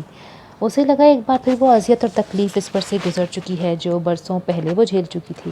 اس نے سامیہ کو پیار سے اپنی باہوں میں سمیٹ لیا، جیسے ایک ماں اپنے بچوں کو باہوں میں سمیٹتی ہے۔ ٹائی کی نوٹ صحیح کر کے انہوں نے بالوں میں برش کیا اور پھر کوٹ پہن کر آئینے میں اپنی ساری تیاری چیک کی۔ تبھی دروازے پر دستک ہوئی۔ یس کم ان۔ انداز ایسا تھا جیسے اپنے چپراسی کو اجازت دے رہے ہوں۔ چشمے ماں روشن، دلے ماں شاد، آئیے۔ ان کی اس باادب چھچھوری گفتگو پر رابعہ کے تن بدن میں آگ لگ گئی، پر مصلحتاً وہ خاموش رہی۔ وہ مجھے ایک کام کے سلسلے میں آپ کی مدد چاہیے۔ زہر نصیب، فرمائیے بندہ کیا خدمت کر سکتا ہے آپ کی؟ انہوں نے ایک ہاتھ سینے پہ رکھ کے پوچھا۔ کیا ہم بیٹھ کے بات کر سکتے ہیں؟ ضرور، بیٹھیے۔ اس کا سنجیدہ انداز دیکھ کر وہ بھی سنجیدگی کے دائرے میں آ گئے۔ رابعہ کی ساری بات سن کر انہوں نے ایک لمبی سانس کھینچی اور بولے، یہ تو کوئی مسئلہ ہی نہیں، سمجھے آپ کا کام ہو گیا۔ میں ممی سے بات کر لوں گا، ان کے علاوہ اور کوئی خدمت؟ اس کا پچھلا والا انداز لوٹنے لگا۔ جی نہیں شکریہ، آپ کا اتنا تعاون بھی بہت ہے میرے لیے۔ یہ کہہ کر وہ اٹھی اور دروازے کی طرف قدم بڑھا دیا۔ ارے ارے، جا کہاں رہی ہیں؟ وہ پلٹی اور غصے سے انہیں گھورتے ہوئے بولی۔ اپنے کمرے میں، اور کہاں؟ وہ تو ٹھیک ہے، پر آپ نے یہ تو بتایا ہی نہیں کہ مجھے اس کام کے بدلے میں ملے گا کیا؟ ان کی آنکھوں میں صرف شرارت ہی شرارت تھی۔ رابعہ کا دل چاہا ایک گھما کے دے، پر بمشکل خود پر کنٹرول کرتی کمرے سے باہر چلی گئی۔ مصروف ہو؟ رابعہ سامیہ کے کمرے میں آئی تو وہ الماری سے سلمان کے کپڑے نکال رہی تھی۔ جی آپا، سلمان آج دبئی جا رہے ہیں، ان کا سامان پیک کر رہی تھی۔ کتنے دن کے لیے جا رہا ہے؟ رابعہ نے کچھ سوچتے ہوئے پوچھا۔ 15 دن کے لیے۔ ٹھیک ہے، تم فارغ ہو جاؤ تو میرے ساتھ چلنا، مجھے کہیں جانا ہے۔ یہ کہہ کر وہ فوزیہ بیگم کے کمرے میں آ گئی۔ عجیب منطق ہے اس لڑکے کی، میری تو سمجھ سے باہر ہے۔ غصے میں وہ اپنی آٹومیٹک پاور ویل چیئر کو ادھر ادھر گھمائے جا رہی تھی۔ خیریت ہے آنٹی؟ کس کی بات کر رہی ہیں؟ اس نے الیکٹرک مساجر آن کیا اور ان کی ٹانگوں پر پھرنا شروع کر دیا۔ اوہ بھائی، فیضان کی بات کر رہی ہوں، اور کس کی؟ فیضان اور لڑکا؟ رابعہ کا منہ کھلا کا کھلا رہ گیا۔ بھلا آج سے پہلے ایسا کبھی ہوا ہے کیا؟ میں نے تو آفس کی شکل نہیں دیکھی آج تک، اور میری بہو آفس میں کام کرے گی؟ واہ! ان کے جوش میں بے بسی اور طنز دونوں شامل تھا۔ میری سمجھ میں نہیں آ رہا آپ کیا کہہ رہی ہیں؟ کچھ سمجھ کر بھی وہ انجان بن گئی۔ ارے بھائی، سلمان دبئی جا رہا ہے اور فیضان کہہ رہا ہے کام زیادہ ہونے کی وجہ سے سلمان کا کام سامیہ سنبھالے گی آفس میں۔ اوہ، اس کا مطلب ہے فیضان نے بات کر لی آنٹی سے۔ وہ دل ہی دل میں اس پلاننگ سے مطمئن ہو گئی۔ چلیں آنٹی، 15 دن ہی کی تو بات ہے، پتہ بھی نہیں چلیں گے، اس نے انہیں تسلی دی۔ وہ آفس میں کام کرے گی تو پیچھے گھر کی دیکھ بھال کون کرے گا؟ وہ بیزار لہجے میں بولی۔ آپ اور میں، ہم دونوں سنبھالیں گے نا گھر کو۔ میں کیسے سنبھال سکتی ہوں ویل چیئر پر بیٹھ کر؟ کیوں نہیں سنبھال سکتی آنٹی؟ ویل چیئر کیا کہتی ہے آپ کو؟ کتنے ہی کام بیٹھے بیٹھے ہو جاتے ہیں، پر میں آپ کی کم عقلی پر حیران ہوں۔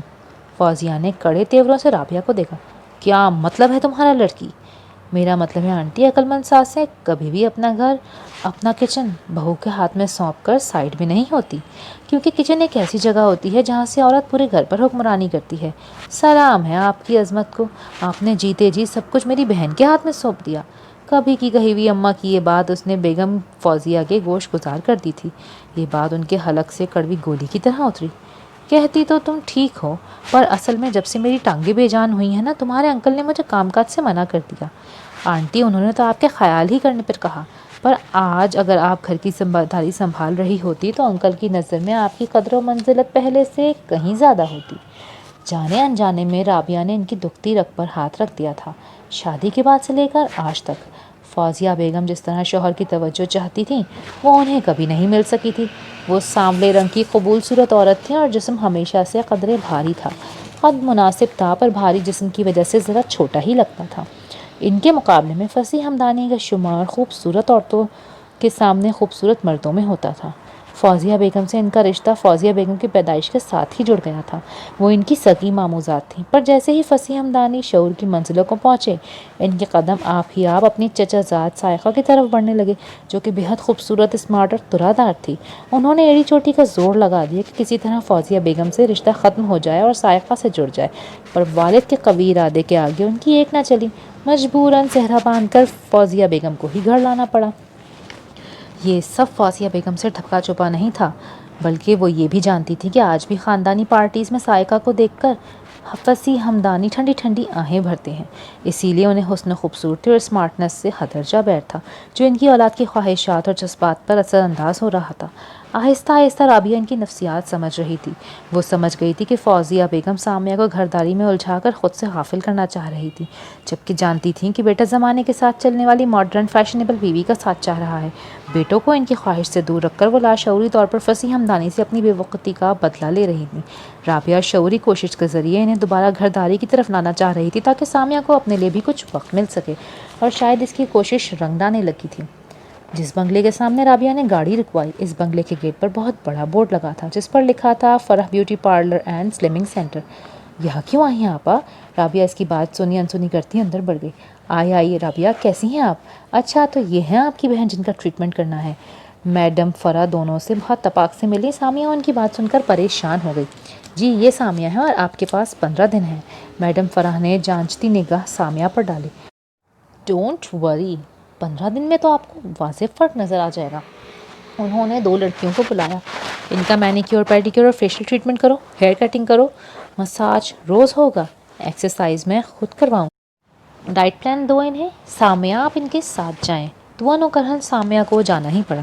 پیچھے رابعہ میڈم فرح سے کہہ رہی تھی، ایک بات اور بھی ہے، میری بہن میں کانفیڈنس نہیں ہے لوگوں میں گھلنے ملنے اور بات چیت کا۔ میں سمجھ رہی ہوں، آپ فکر نہ کریں، میں انہیں یہاں آنے والی خواتین سے ملواؤں گی۔ جب وہ آپس میں بات چیت کریں گی تو ان کا کانفیڈنس لیول ہائی ہوگا۔ میڈم کی باتوں سے مطمئن ہو کر رابعہ وہاں سے اٹھ آئی۔ مغرب سے کچھ پہلے سامیہ واپس آ گئی۔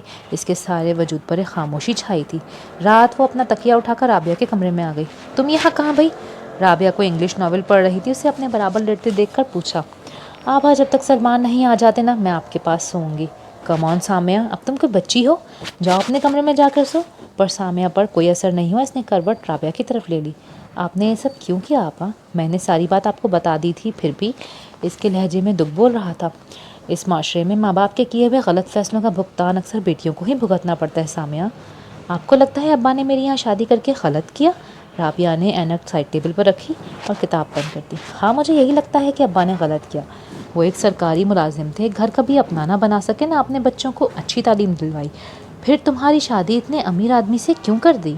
سامیہ اٹھ کر بیٹھ گئی۔ اماں نے یہ بات پوچھی تھی ابا سے میری شادی سے پہلے، تو کہنے لگے میں اپنی بچی کو آسائشیں نہ دے سکا، پر امیر خاندان میں شادی کر کے اسے اچھا مستقبل ضرور دے سکتا ہوں۔ آج اگر ابا زندہ ہوتے تو انہیں اندازہ ہوتا کہ آسائشیں خوشیوں کا نعم البدل نہیں ہوتی۔ رابعہ کے لہجے میں طنز کی گہری کاٹ تھی۔ پر آپا، ہر ماں باپ کی خواہش ہوتی ہے کہ ان کی بیٹیاں کھاتے پیتے امیر گھرانوں میں بیاہی جائیں۔ اگر ابا نے ایسا چاہا تو کیا برا کیا؟ سامیہ کو رابعہ کی باتوں پر حیرت ہو رہی تھی۔ کھاتے پیتے گھرانوں میں شادیاں کرنے سے پہلے امیر گھرانوں میں رہنے بسنے کے طور طریقے بھی تو سکھاتے نا ابا۔ ہمارے گھر میں زمین پر بیٹھ کر ہاتھ سے کھانا کھایا جاتا تھا، ڈائننگ ٹیبل پر بٹھا کر چھری کانٹے کا استعمال سکھایا تھا ابا نے۔ گورنمنٹ اسکول سے میٹرک کروانے کے بعد کالج کی شکل نہیں دکھائی تھی۔ شادیاں کی ایسے گھروں میں جہاں شوہر چاہتے ہیں محفلوں میں ان کی بیویاں ہائی فائی انگلش بولیں۔ سامیہ کچھ نہیں بول سکی۔ ہاتھ تو کیا کسی نامحرم نے نظروں سے بھی نہیں چھوا تھا ہمیں۔ شوہر چاہتے ہیں بے حجابانہ ان کے دوستوں سے ہاتھ ملائیں۔ سامیہ کی نظریں جھک گئیں۔ 8 سال کی عمر میں ابا اماں نے نماز کے لیے دوپٹہ باندھنا سکھایا تو پھر کسی نے ہمارے سر کا بال نہیں دیکھا، اور شادیاں ایسے مردوں سے کی جنہیں کندھوں پر سے بھی دوپٹہ گوارا نہیں۔ رابعہ کے لہجے میں تلخیوں کا زہر تھا۔ آپا، رشتے بنانے والی بات تو اللہ کی ہے، وہ جہاں چاہے اسے شادی وہیں ہوتی ہے۔ ہمارے نصیب میں جہاں لکھی تھی وہیں ہو گئی، اب اس کے لیے ابا کو کیا دوش دینا؟ سامیہ کسی طرح بھی ابا کو غلط ہونا سہ نہیں پا رہی تھی۔ ہاں، سارا دوش تو نصیب کا ہے، ابا بیچاروں کا کیا قصور؟ ابا کا پکا ووٹ ہے۔ رابعہ کے لبوں پر طنزیہ ہنسی آ گئی۔ چھوڑے نا آپا، بات تو میری اور سلمان کی ہو رہی تھی۔ میں ان کے لیے خود کو بھی بدل لوں، وہ تب بھی اولاد کا سکھ مجھے دینے پر راضی نہیں ہوں گے۔ اس کے راضی ہونے نہ ہونے سے کچھ نہیں ہوتا۔ اولاد کا سکھ جب اللہ نے تمہیں دینا ہوگا دے دے گا، مگر خود کو بدلے بغیر تم سلمان کو کبھی نہیں بدل سکتی۔ جب اس کا دل تمہاری طرف راغب ہوگا تو جو چیز چاہے منوا لینا۔ رابعہ نے دوبارہ اینک لگائی اور کتاب کھول لی۔ اب چپ کر کے سو جاؤ اور مجھے پڑھنے دو۔ سامیہ اس کی کمر پر بازو ڈال کر لیٹ گئی۔ رابعہ نے پیار سے اسے دیکھا اور اس کے بالوں میں انگلیاں پھیرنے لگی۔ میں نے سنا ہے رابعہ باجی، وہاں کینیڈا میں تو جی بڑی سردی ہوتی ہے، برف بھی بہت پڑتی ہے، آپ کو تو جی بڑا مزہ آتا ہوگا۔ اچھا لگتا ہے۔ برتن دھونے کے ساتھ ساتھ سیما کی باتیں اور سوال بھی جاری تھے۔ رابعہ ان کے مختصر جواب بھی دے رہی تھی، پر اس کا سارا دھیان دروازے کی طرف تھا۔ رابعہ باجی، گوریوں میں تو نمک ہی نہیں ہوتا، صرف گوری گوری ہوتی ہیں، آپ تو جی بڑی پرکشش ہیں ان کے مقابلے میں، الگ ہی نظر آتی ہوں گی۔ رابعہ اس کی معصومانہ باتوں پر صرف مسکرا کے رہ گئی۔ اسی وقت ویل چیئر آپریٹ کرتی فوزیہ بیگم کچن میں داخل ہوئیں۔ بیگم صاحبہ، آپ یہاں؟ مجھے بلوا لیا تھا جی، اگر کوئی کام تھا تو؟ سیما فوزیہ بیگم کو دیکھ کر ہی سہم گئی تھی، پر رابعہ زیر لب مسکرا دی۔ غیر ارادی طور پر اسے ان کا ہی انتظار تھا۔ کام کمرے میں نہیں، کچن میں ہے، اسی لیے یہاں آئی ہوں۔ تم ذرا ڈیپ فریزر کھول کے بتاؤ اس میں کیا کیا ہے۔ سیما کو حیرت کے ساتھ ساتھ اپنے کانوں میں دھوکہ محسوس ہوا، پر رابعہ کے اشارے پر فوراً ڈیپ فریزر کھول کر بتانے لگی۔ فوزیہ بیگم سوچ میں پڑ گئی، آ تو گئی تھی، پر اب سمجھ نہیں آ رہا تھا کہ کیا کریں اور کہاں سے شروع کریں۔ رابعہ لمحہ لمحہ ان کی کیفیت کو سمجھ رہی تھی۔ آنٹی اب کافی عرصے بعد کھانا بنانے لگی ہیں تو پھر انکل کی پسند کا بنائے نا کچھ۔ رابعہ کی بات پر فوزیہ بیگم نے کچھ تذبذب سے رابعہ کو دیکھا، پھر ٹھنڈی سانس بھرتے ہوئے بولی، کچھ بھی پکوا لو، تعریف کبھی نہیں کریں گے، پر تنقید جھٹ سے منہ پر آ جائے گی۔ البتہ سامیہ کے کھانوں کی تعریف ضرور کرتے ہیں۔ آپ خواہ مخواہ ان سے بدگمان ہو رہی ہیں، مجھے تو وہ خاصے باذوق انسان لگتے ہیں۔ ہاں ہوں گے باذوق، پر میرے لیے نہیں، میرے لیے صرف تنقید ہوتی ہے ان کے پاس۔ رابعہ کچھ الجھ سی گئی، پر آنٹی ایسا کیوں؟ بس بیوی من پسند نہ ہو تو شوہر کو اس کا کچھ بھی پسند نہیں ہوتا۔ تو کیا انکل کسی اور کو پسند کرتے تھے کیا؟ آج تک کسی اور کو ہی پسند کرتے ہیں؟ رابعہ اور سیما دونوں کی آنکھیں پھیل گئیں۔ انکل لگتے تو نہیں ایسے، لگنے اور ہونے میں بہت فرق ہوتا ہے بیٹا. خیر تم کہتی ہو تو میں ان کے پسندیدہ نرگسی کوفتے بنا لیتی ہوں. انہوں نے اپنی توجہ مسالوں اور قیمے کی طرف مبذول کی اور پھر باتوں ہی باتوں میں رابعہ اور سیما کی مدد سے انہوں نے سارا کھانا بھی بنا لیا. بعد میں خود بھی حیران رہ گئیں اپنی کارکردگی پر. رابعہ ان کے سامنے اسٹول کھینچ کر بیٹھ گئی تھی. دیکھیں آنٹی، میں نہ کہتی تھی یہ ویل چیئر کوئی بڑا مسئلہ ہی نہیں اگر آپ کچھ کرنا چاہیں. اس نے ان کے ہاتھ اپنے ہاتھوں میں لے لیے. نہ جانے کیوں میرا دل کہتا ہے کہ میرے واپس جانے سے پہلے آپ اس ویل چیئر کو بھی چھوڑ دیں گی. رابعہ کا یہ انداز فوزیہ بیگم کے دل کو چھو گیا. پہلی بار انہوں نے رابعہ کو اپنے دل کے بہت قریب محسوس کیا تھا. بھائی آج جن ہاتھوں نے یہ کمال دکھایا ہے نا، میں ان کے ہاتھ چوم لوں گا. اتنے مزیدار کوفتے، لگ رہا ہے برسوں بعد اپنی بیگم کے ہاتھ کا کھانا کھا رہا ہوں. فوزیہ بیگم نے پھٹی پھٹی آنکھوں سے شوہر کی طرف دیکھا. رابعہ مسکراتے ہوئے بولی، آنٹی ہاتھ آگے کریں. فصیح ہمدانی نے حیرت سے پہلے رابعہ کی طرف پھر فوزیہ بیگم کی طرف دیکھا. کیا مطلب فوزیہ، تم نے بنایا یہ کھانا؟ نہیں بھائی سچ بتاؤ. فوزیہ بیگم جھینپ کے رہ گئیں. جی انکل، آج سارا کھانا آنٹی نے ہی بنایا ہے اپنے ہاتھوں سے. رابعہ کی تصدیق پر انہوں نے فوزیہ بیگم کا ہاتھ لے کر بہت پیار سے چوم لیا. کیا کر رہے ہیں آپ؟ فوزیہ بیگم نے شرما کر ہاتھ کھینچ لیا. بھائی محبت کا جواب محبت سے دے رہے ہیں. تم نے اتنی تکلیف اٹھا کر میری پسند کا کھانا بنایا، اس کا بدلہ صرف محبت ہی دے سکتی ہے. فوزیہ بیگم کی آنکھیں نم ہو گئیں. آج سے پہلے تو آپ کو کبھی میرا ہاتھ کا کھانا اچھا نہیں لگا. برسوں سے دل میں چھپا شکوہ منہ پر آ ہی گیا. تمہارے ہاتھ کا بنا کھانا ہی تو اچھا لگتا تھا، پر کبھی کہا اس لیے نہیں کہ کہیں تم مغرور نہ ہو جاؤ. یہ کیا بات ہوئی بھلا؟ وہ نہ روٹھے پن سے بولی. پر ممی جی، اتنا سارا کھانا آپ نے تنہا کیسے بنا لیا؟ سامیہ کو جیسے ابھی تک یقین نہیں آیا تھا. تنہا کیسے بنا سکتی تھی؟ رابعہ نے مدد سے بنوایا ہے. پھر تو ممکن ہے بابا، جہاں حسن اور ذہانت مل جائے وہاں کمال ہی ہو جایا کرتے ہیں. رابعہ کے غصے سے بھری آنکھیں فیضان کی محبت بھری آنکھوں سے ٹکرائیں اور دونوں نے پھوٹنے والی چنگاریاں دیکھیں. فصیح ہمدانی اس سے پوشیدہ نہ رہ سکے. فیضان کے دل کا حال اس کے چہرے پر لکھا صاف نظر آ رہا تھا اور انہیں اس تحریر پر کوئی اعتراض نہیں تھا. سامیہ آج جلدی سو گئی تھی، جبکہ رابعہ حسب معمول ایک ہاتھ میں کتاب پکڑے غرق تھی اور دوسرا ہاتھ مسلسل سامیہ کے بال سہلا رہا تھا. تبھی دروازے پر ہونے والی دستک پر وہ چونکی. دروازہ کھولا تو سامنے فصیح ہمدانی کھڑے تھے. انکل آپ آئیے. وہ اندر آ گئے. سب خیریت ہے؟ رابعہ نے کچھ تشویش سے پوچھا. ہاں سب خیریت ہے بیٹا، میں تو اس وقت تمہارا شکریہ ادا کرنے آیا ہوں. تم نے میرے گھر میں جو مثبت تبدیلیاں لائی ہیں، اور صرف گھر میں ہی نہیں میری ذات میں بھی. کافی عرصے سے مجھے اس بات کا احساس ہو رہا ہے کہ فوزیہ کے ساتھ میں بہت زیادتی کر گیا ہوں. اگر میں نے اسے محبت سے ٹریٹ کیا ہوتا تو شاید آج وہ اتنی چڑچڑی نہ ہوتی. اس احساس کے باوجود میں اپنی زیادتی کا ازالہ نہیں کر پا رہا تھا، پر آج تمہارے احساس دلانے پر میں ہمت کر پایا ہوں. تھینک یو بیٹا، تھینک یو سو مچ. انہوں نے پیار سے اس کے سر پہ ہاتھ پھیرا. اچھی بات ہے انکل، آپ کو یہ احساس ہو گیا. اب دیکھیے گا آپ یہی احساس انہیں ویل چیئر سے اٹھا دیں گے اور انشاءاللہ وہ اپنے پیروں پہ چلنے لگیں گی انشاءاللہ. انہوں نے بھی اس کا ساتھ دیا. سامیہ کو پارلر جاتے ہوئے 5 دن ہو گئے تھے. اس کی جلد چمکنے لگی تھی. فوزیہ بیگم بھی تندہی سے گھریلو ذمہ داریاں نبھا رہی تھی. اس وقت بھی وہ چکن کو مسالہ تیار کر رہی تھیں. رابعہ انہیں مسالے اور ان کی مطلوبہ چیزیں پکڑاتی جاتی تھی.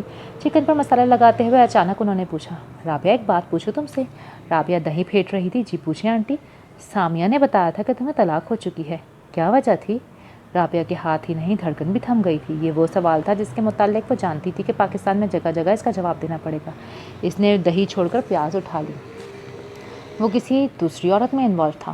فوزیہ بیگم 1 منٹ خاموش ہو گئیں.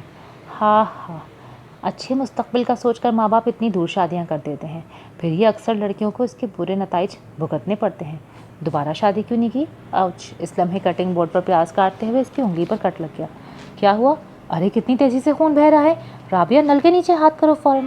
فوزیہ بیگم کی آواز پر وہ ہوش میں آئی اور جلدی سے ہاتھ نل کے نیچے کر دیا. پانی کے ساتھ بہتے بہتے خون ختم ہو کر پانی رہ گیا، مگر رابعہ کو ابھی بھی لگ رہا تھا کہ پانی نہیں، نل سے خون بہہ رہا ہے. خاموش فضا تھی، کہیں سایہ بھی نہ تھا. اس شہر میں ہم سے کوئی تنہا بھی نہ تھا. رات کا نہ جانے کون سا پہر تھا. سامیہ بہت دیر ہوئی سو چکی تھی. باہر بادلوں کی گھن گرج جاری تھی اور اندر اس کا دم گھٹا جا رہا تھا.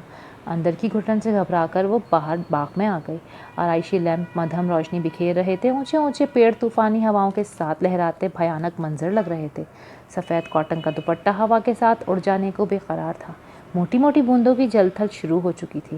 آسمان کی طرف سر اونچا کیے وہ تیزی سے برستی بارش کی بوندوں کو اپنے چہرے پر روکتی رہی. سر سے لے کر پاؤں تک بھیگتے सर्द पानी ने इसका वजूद मुंजमद कर दिया था, पर रूह में देखते अलाव ने इसकी सांसें जमने नहीं थीं। जितनी तेज़ी से पानी बह रहा था, इतनी ही तेज़ी से इसके रोम रोम से दुखों की चिंगारियाँ फूट रही थीं। इस वक्त उसका बस चलता तो अपना वजूद चीर कर बारिश के इसी सर्द पानी से अंदर की भड़कती हुई आग को ठंडा कर लेती। अंदर और बाहर की कशमकश से हरकान होकर वो घुटनों के बल गिर गई और गीली मिट्टी उठा उठाकर अपने बदन और जिस्म पर मलने लगी, साबुन की तरह। अब बारिश के साथ साथ इसकी आंखें भी बरस रही थी। शायद वो अपने आंसुओं से अपने बदन को गुस्ल देना चाहती थी। रोते रोते इसके लब बार बार इल्तिजा कर रहे थे, मुझे पाक कर दे या रब, मुझे पाक कर दे। ये गलासतें मेरे वजूद से छटती क्यों नहीं आखिर? मेरा तो कोई कसूर भी नहीं था, फिर क्यों ये दुखों के अंधेरे खार मेरा मुकद्दर बन गए? मैं कहाँ जाऊँ? कहाँ है मेरी जाए पनाह? बारिश के पानी ने इसके वजूद पर लगी मट्टी तो धो डाली, पर वो कीचड़ जो इसके वजूद के अलावा रूह पर लगी हुई थी वो ना धुल पाई। वो अपने टूटे फूटे थके हुए वजूद के साथ खड़ी हुई वापसी के लिए कदम बढ़ाए तो ठटक के रह गई। दरवाजे की चौखट पर खड़े फैज़ान न जाने कब से इसकी टूट फूट का यह मंजर देख रहे थे।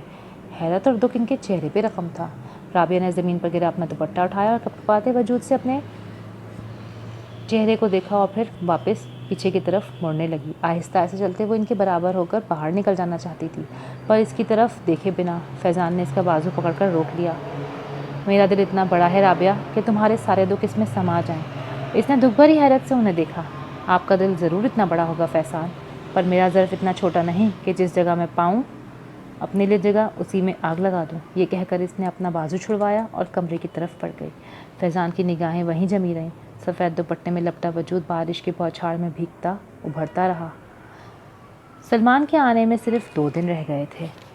शाम में राबिया फौजिया बेगम को बाग में ले आई। कितना हसीन मौसम है आंटी, ऐसे मौसम में तो बस दिल चाहता है पड़ लग जाएं, हम तितलियों की तरह उड़ते फिरें। राबिया आहिस्ता आहिस्ता व्हीलचेयर आगे ले जा रही थी। फौजिया बेगम ने ठंडी सांस भरी। तुम तितलियों की तरह उड़ने की बात कर रही हो? मैं तो अपने पैरों पर चल भी नहीं सकती। राबिया ने व्हीलचेयर रोकी और इनके सामने खड़ी हो गई। कौन कहता है आप नहीं चल सकती? अगर आप थोड़ी कोशिश करें तो अभी चल सकती हैं। मेरा हाथ पकड़ें और उठने की कोशिश करें। राबिया ने इसके पैर नीचे करके पैडल बंद कर दिए। बच्चों वाली हरकत कर रही हो राबिया, मैं नहीं चल सकती। आप बिल्कुल चल सकती हैं मम्मी, और मुझे यकीन है आज आप ज़रूर चलेंगी। एक तरफ से फैज़ान सामने आए तो फौजिया बेगम हैरान रह गई। कम ऑन मम्मी, मेरा हाथ पकड़ें और उठने की कोशिश करें। Aunty please. दोनों ने फौजिया का एक एक हाथ पकड़ा। डरते डरते उन्होंने उठने की कोशिश की, पर टांगों ने वजूद का बोझ उठाने से इनकार कर दिया। मैं नहीं उठ सकूंगी फैज़ान। वो रूहानसी हो गई। तुम उठोगी फौजिया और आज अपने पैरों पर चलोगी ज़रूर।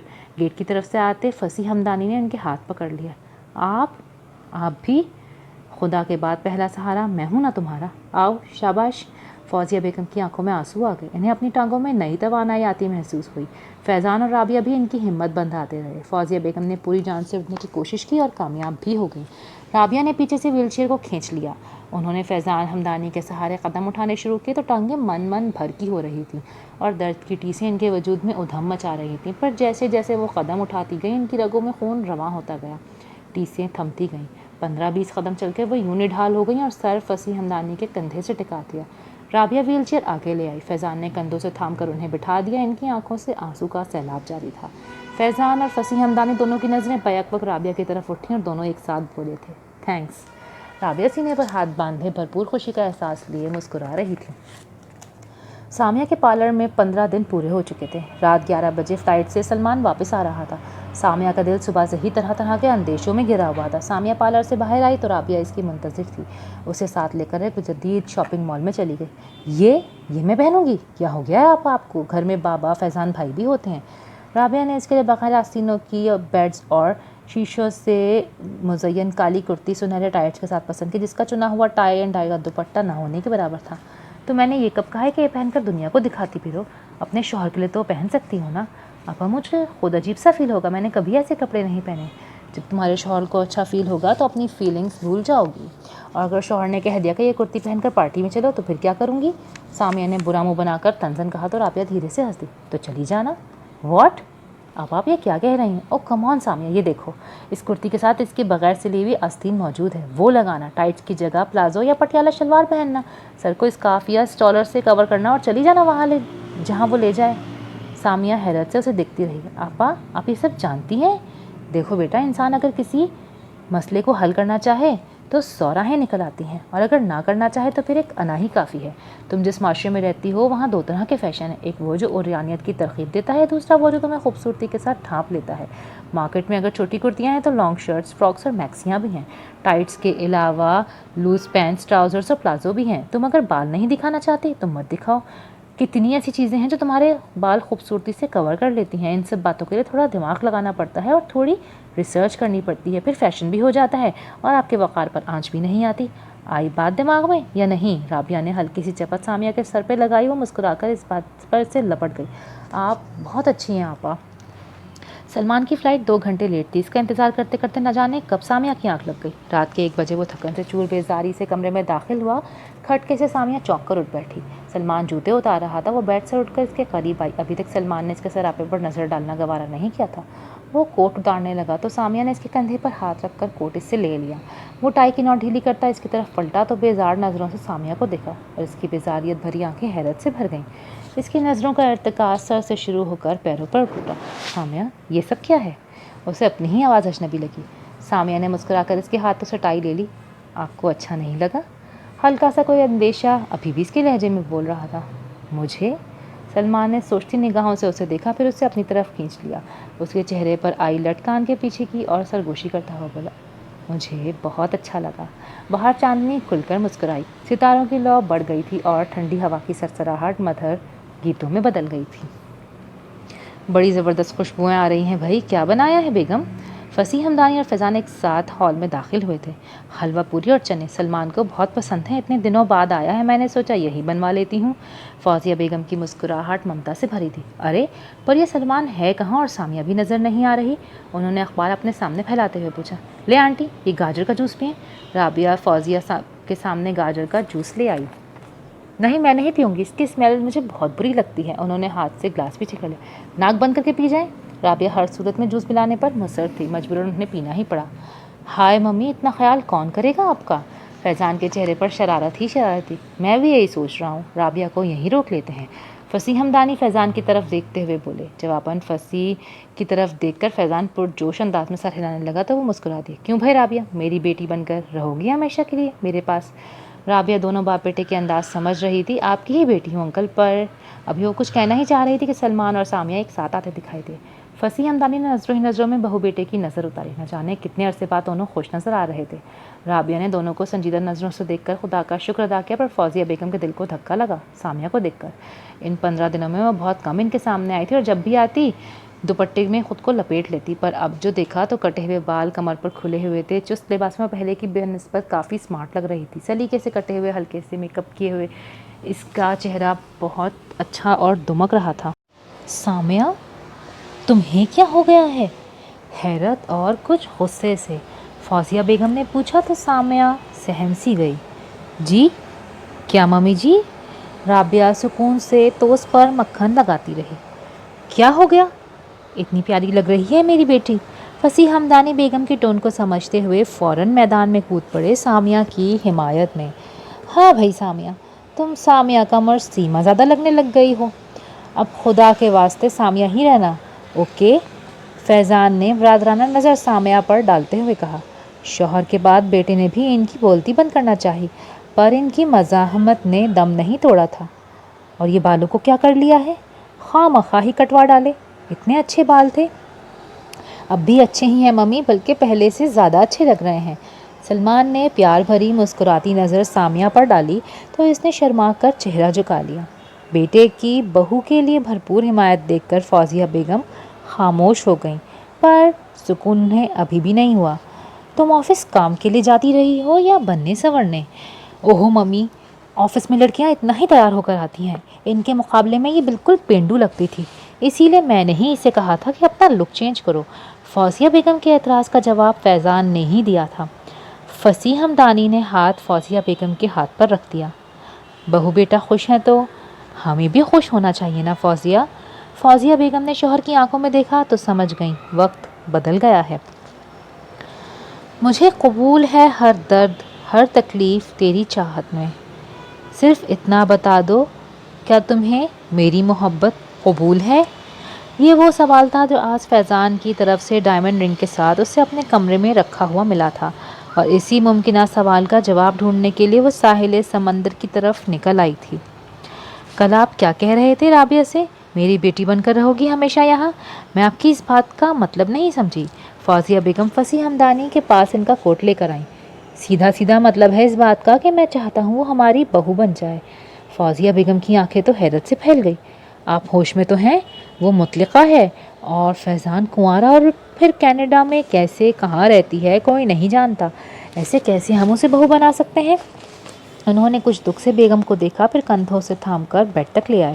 دیکھو فوزیہ، تم بہت اچھی طرح جانتی ہو کہ رابعہ بہت اچھی لڑکی ہے، اس کے مطلقہ ہونے میں اس کا اپنا کوئی قصور نہیں، اور اگر فیضان کنوارا ہے تو کیا ہو گیا؟ ہمارے پیارے نبی صلی اللہ علیہ وسلم بھی کنوارے تھے جب انہوں نے حضرت بی بی خدیجہ رضی اللہ تعالیٰ عنہا سے شادی کی تھی۔ بیواؤں اور مطلقہ عورتوں کا حق اللہ تعالیٰ نے کنواریوں سے بھی پہلے رکھا ہے۔ انہوں نے بہت پیار سے فوزیہ کو سمجھانا چاہا۔ کیسی باتیں کر رہے ہیں آپ؟ وہ نبی صلی اللہ علیہ وسلم تھے، اللہ کے پیارے، نہایت شان والے، وہ کہاں اور ہم کہاں؟ فصیح ہمدانی دھیرے سے مسکرا دیے۔ بے شک وہ اللہ کے پیارے نہایت شان والے تھے، پر اللہ نے انہیں ہمارے لیے رول ماڈل بنا کر بھیجا تھا نا فوزیہ۔ ہمارا فرض ہے کہ ہم انہیں فالو کریں۔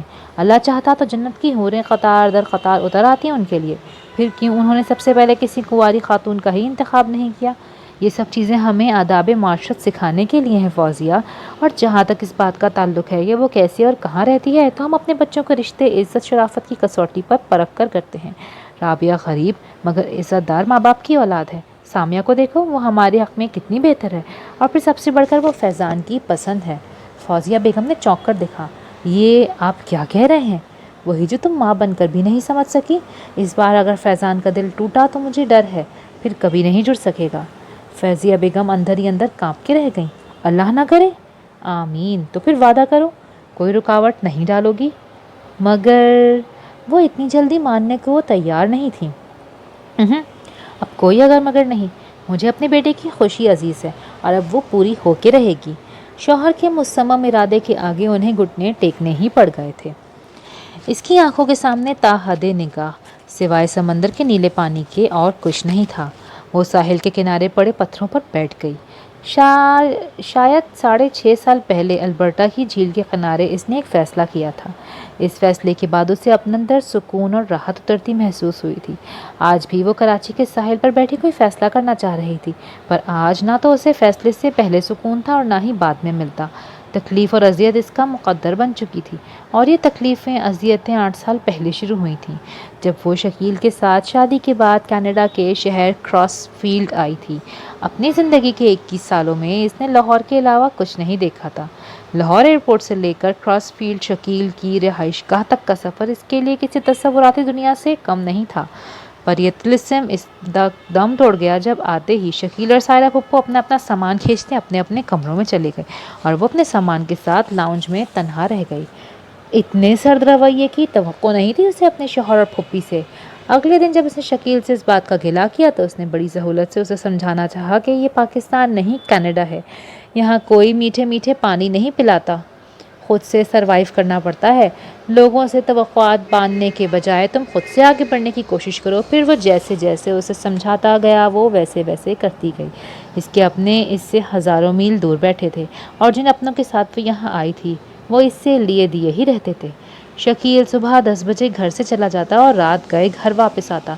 سائرہ پھپھو کہنے کو تو اس کی پھپھو تھیں، پر اس کے اور ان کے درمیان پھپھی بھتیجی والی بے تکلفی نہیں تھی۔ شادی سے پہلے بھی وہ جب پاکستان آتی تو صرف اس سے ساس بن کر ملتی، تکلف سے پھپھی بن کر نہیں۔ شکیل کا اور اس کا رشتہ بچپن میں ہی اس کے دادا نے طے کر دیا تھا تاکہ ابا اور پھپھو کے درمیان تعلق مضبوط رہے۔ نہ جانے پھپھو نے یہ رشتہ کیوں نبھایا تھا۔ 3 ماہ ایسے ہی بوریت اور بیزاری بھرے رویوں کے درمیان گزر گئے، تب اچانک اسے پتہ چلا کہ وہ ماں بننے والی ہے۔ اسے لگا خدا نے اس کی زندگی سہل کر دی ہے، اب وقت گزارنا آسان ہو جائے گا، پر اسے شدید حیرت تھی کہ شکیل اور سائرہ پھپھو کو اس خبر سے کوئی خوشی نہیں ہوئی تھی، بلکہ ان کے چہروں پر کچھ پریشانی کے آثار چھا گئے تھے۔ رات وہ پانی لینے کچن کی طرف آئی تو سائرہ پھپھو کے کمرے سے آتی آوازیں سن کر اس کے قدم کچھ دیر کے لیے رک گئے۔ تم نے اس بار بہت دیر کر دی شکیل، اب اور کتنا اس قصے کو کھینچنا ہے، پانی سر سے گزرنے لگا ہے۔ مال بہت اچھا ہے ماما، قیمت اچھی لگے گی تو ہی سیل کروں گا نا۔ بیٹا دیمک لگ جائے گی تو مکان کی ویلیو ویسے بھی گر جائے گی۔ کرتا ہوں کچھ۔ نہ جانے دونوں ماں بیٹا کون سے مال اور کون سے مکان کی بات کر رہے تھے۔ اسے اب تک یہ بھی پتہ نہیں تھا کہ شکیل اور سائرہ پھپھو کیا کام کرتے ہیں۔ اس کے 3 دن بعد شکیل نے اسے بتایا کہ اس کے دوست نے ان دونوں کو دعوت پہ بلایا ہے، کل شام کو تیار رہنا، شہر سے باہر جانا ہے۔ شکیل نے آج تک اسے کراس فیلڈ کی سیر بھی نہیں کرائی تھی، بس کبھی کبھار قریبی اسٹور تک لے جاتا۔ وہ گھر میں پڑے پڑے اکتا جاتی، اسی لیے اس نے دعوت کی خبر اس کی طبیعت کے لیے بہت متاثر کن اور خوشکن تھی۔ حیرت انگیز طور پر سائرہ پھپھو بھی خوش تھیں۔ آج پہلی بار اسے لگ رہا تھا کہ ان دونوں کا کوئی تعلق ہے اور وہ اس کی تیاری میں بھی اس کا ساتھ دے رہی تھیں۔ شام سے کافی پہلے وہ گھر سے نکل آئے، مناظر بے انتہا دل فریب تھے۔ کوئی 2 گھنٹے بعد ایک ویران سی جگہ بنے گھر کے سامنے شکیل نے گاڑی روک دی۔ رابعہ کو اس جگہ سے وحشت سی محسوس ہو رہی تھی، پھر بھی وہ دل سنبھالتی شکیل کے پیچھے اندر آ گئی۔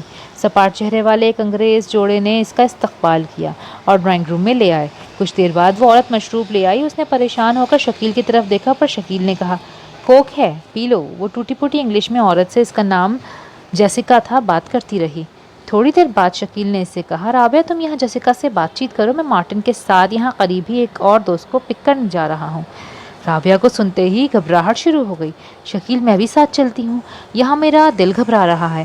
اضطراری کیفیت میں اس نے شکیل کا ہاتھ پکڑ لیا۔ کیسی باتیں کر رہی ہو رابعہ، ہم یہاں مہمان ہیں اور پھر میں 15-20 منٹ تک آ رہا ہوں نا۔ یہ کہہ کر وہ چلا گیا۔ رابعہ کو جیسیکا کی طرف متوجہ ہونا ہی پڑا، پر 5 منٹ بعد ہی اسے چکر آنا شروع ہو گئے۔ ہر چیز اسے گھومتی ہوئی محسوس ہو رہی تھی۔ جیسیکا نے اس سے کہا، آؤ میرے ساتھ، میرے بیڈ روم میں کچھ دیر آرام کر لو۔ رابعہ اس کے ساتھ چلی گئی تھی۔ بیڈ پر لیٹتے ہی وہ دنیا و مافیا سے بے خبر ہو گئی، اور جب ہوش آیا تو اس کی دنیا ویران ہو چکی تھی۔ اس کا شوہر اسے ہمیشہ ہمیشہ کے لیے ایک عقوبت خانے میں چھوڑ کر جا چکا تھا۔ اس کی حالت دیوانوں جیسی ہو گئی۔ بھاگنے کی کوشش کی تو بڑے بڑے انگریز پہلوانوں جیسے آدمی اسے ایک ہاتھ سے اٹھا کر پٹخ دیتے، جس کی وجہ سے اس کی کوکھ ہی اجڑ گئی۔ 1 سال 2 ماہ اور 10 دن شدید ذہنی اور جسمانی ابتری میں گزارنے کے بعد اسے ایک دن وہاں سے بھاگنے کا موقع مل گیا۔ جب نشے کی حالت میں 2 آدمی لڑ پڑے تو سب کی توجہ ان کی طرف ہو گئی۔ پچھلے دروازے پر تعینات پہلوان انہیں چھڑوانے اندر آیا تو وہ سب کی آنکھ بچا کر بھاگ نکلی۔ وہ کچھ نہیں جانتی تھی کہ کہاں بھاگی جا رہی ہے۔ باہر شدید سردی تھی، اس کے جسم پر ناکافی لباس تھا، پر وہ کسی بھی بات کی پرواہ کیے بغیر بس بھاگتی چلی جاتی تھی۔ وہ جانتی تھی کہ اب اگر وہ ان کے ہاتھ لگی تو شاید وہ لوگ اس کا قیمہ ہی بنا دیں گے۔ جان بچانے کی خاطر وہ کب تک اور کہاں تک بھاگتی رہی، کچھ نہیں جانتی تھی۔ بالآخر ایک سڑک کے کنارے پہنچ کر اس کی ہمت جواب دے گئی۔ ہوش آنے پر اس نے خود کو ایک بہت خوبصورت کمرے میں پایا۔ نرم گرم لحاف کے اندر اسے اپنے وجود میں شدید ٹیسیں اٹھتی محسوس ہو رہی تھیں۔ ہیلو، اجنبی آواز پر اس نے سر اٹھا کر دیکھا۔ قریب ہی کھڑکی کے پاس ایک 40-45 سالہ شخص ویل چیئر پر بیٹھا اسے دیکھ رہا تھا۔ اب کیسا فیل کر رہی ہو؟ جانتی بھی ہو 2 دن بعد ہوش میں آئی ہو۔ ارے بھائی سمترا، او سمترا! اس نے دروازے کی طرف منہ کر کے کسی کو آواز دی تھی۔ چند لمحوں بعد سبز اور پیلی بنارسی ساڑی میں ملبوس ایک بھاری وجود کی عورت کمرے میں آئی۔ لو بھائی، تمہاری ڈسکوری کو ہوش آ گیا ہے۔ وہ عورت ہنس دی۔ رام تم بھی نا؟ یہ کہہ کر وہ رابعہ کے قریب آ گئی۔ اس کے پاس بیٹھ کر پیار سے پوچھنے لگی، کیا نام ہے تمہارا؟ رابعہ خوفزدہ ہو کر دونوں کو دیکھ رہی تھی۔ ڈرو نہیں، تم محفوظ ہاتھوں میں ہو۔ مجھے بتاؤ تم کون ہو اور اتنی رات کو وہاں جنگل میں کیا کر رہی تھی؟ اس سے پہلے کہ رابعہ کچھ بولتی رام بول اٹھا، شکار کر رہی ہوگی نا، رات کے وقت تو عورتیں ہی شکار کو نکلتی ہیں جنگل میں۔ رام، اچھا بابا۔ سمترا کی سرزنش پر رام نے ہنستے ہوئے ہاتھ اٹھا لیے۔ سمترا رابعہ کی طرف متوجہ ہو گئی۔ میرا نام سمترا ہے اور یہ میرے پتی رام ہیں۔ ہم دونوں دہلی کے رہنے والے ہیں۔ تم بھی مجھے ایشیائی لگتی ہو۔ رات میں کیلیگری سے ایریکانا کی طرف آ رہی تھی، تبھی تم مجھے سڑک کے کنارے پڑی ہوئی ملی۔ تمہاری حالت بہت خراب تھی، اسی لیے میں تمہیں اپنے ساتھ لے آئی۔ بتاؤ مجھے تم کون ہو اور تمہارے ساتھ کیا ہوا تھا؟ رابعہ نے اسے اپنا نام اور اپنے اوپر آپ بیتی سنانا شروع کر دی۔ اوہ، مجھے تمہارے ساتھ ہونے والی درگھٹنا کا بہت افسوس ہے۔ اب تم بتاؤ ہم تمہارے لیے کیا کر سکتے ہیں؟ سمترا نے بڑے پیار سے پوچھا۔ میری سمجھ میں کچھ نہیں آ رہا۔ سمترا نے رام کی طرف دیکھا، وہ کسی گہری سوچ میں تھا۔ میرا خیال ہے پہلے اس کے پتی کے بارے میں پتہ کروانا چاہیے۔ اس کا پاسپورٹ مل جائے تو یہ واپس اپنے ماتا پتا کے پاس جا سکتی ہے۔ رام نے اتا پتہ پوچھنے کے لیے سمترا سے بات کی اور پھر اس کے ماتا پتا کا ذکر کیا تو رابعہ کو اماں ابا یاد آ گئے۔ میں ایک فون کر سکتی ہوں لاہور اپنے ابا کو؟ اس نے سمترا کا ہاتھ پکڑ لیا۔ हाँ हाँ क्यों नहीं। सुमित्रा ने प्यार से इसका हाथ थपथपाया और फ़ोन उठाकर राबिया को बताया हुआ नंबर मिलाने लगी। राबिया को रोशनी की किरण फ़ोन की सूरत में नजर आई थी, पर नहीं जानती थी कि वो किरण अंधेरों में डूबने वाली है। अब्बा ने इसकी आवाज़ सुनते ही सलवातें सुनाना शुरू कर दी। बेशरम बेगैरत, क्यों फ़ोन किया है यहाँ? इतने अरसे से जिसके साथ बेइज्जती की ज़िंदगी गुजार रही हो, बाकी उम्र भी इसके साथ ही गुजार दो। तुम हमारे लिए मर गई और हम तुम्हारे लिए। खबरदार जो आइंदा यहाँ फ़ोन किया। ये कहकर अब्बा ने फ़ोन ही बंद कर दिया और वो अब्बा मेरी बात तो सुने अब्बा, बात तो सुने अब्बा कहती ही रह गई। कोई हैरत सी हैरत थी। ये क्या कह रहे थे अब्बा? ज़्यादती इसके साथ हुई और बेशर्मी और बेगैरती का इल्ज़ाम भी इसके सर पर। वो बिलक बिलक कर अपनी बेबसी पर रो दी। सुमित्रा ने उसे गले से लगा लिया। इसे कहते हैं मरे पर 100 दुर्रे। नहीं करो राम, देखो तो बेचारी कितनी परेशान है। हाँ वो तो मैं देख ही रहा हूँ। बहरहाल पहले इसे तुम कुछ खाने को दो, फिर इसके पति का पता करवाते हैं। इसके अब्बा मियाँ को भी इसी ने मिसगाइड किया होगा। राम के कहने पर राबिया के दिमाग में सोच का दर खुल गया और वो समझ गई कि शकील ने ही उन्हें राबिया से बदज़न किया होगा। पर कुछ भी था, अब्बा उसे अपनी सफाई का एक मौका तो देते। श्री राम प्रसाद कनाडा में इंडियन कम्युनिटी से ताल्लुक़ रखने वाले एक बाअसर और बारसूख इंसान थे। चंद साल पहले एक रोड एक्सीडेंट में अपनी टांगें गंवा बैठे थे, तभी व्हीलचेयर पर रहते थे। उन्होंने अपने असर रसूख से शकील का पता करवा लिया था। वो और सायरा पुप्पो आजकल कनाडा की एक जेल में थे।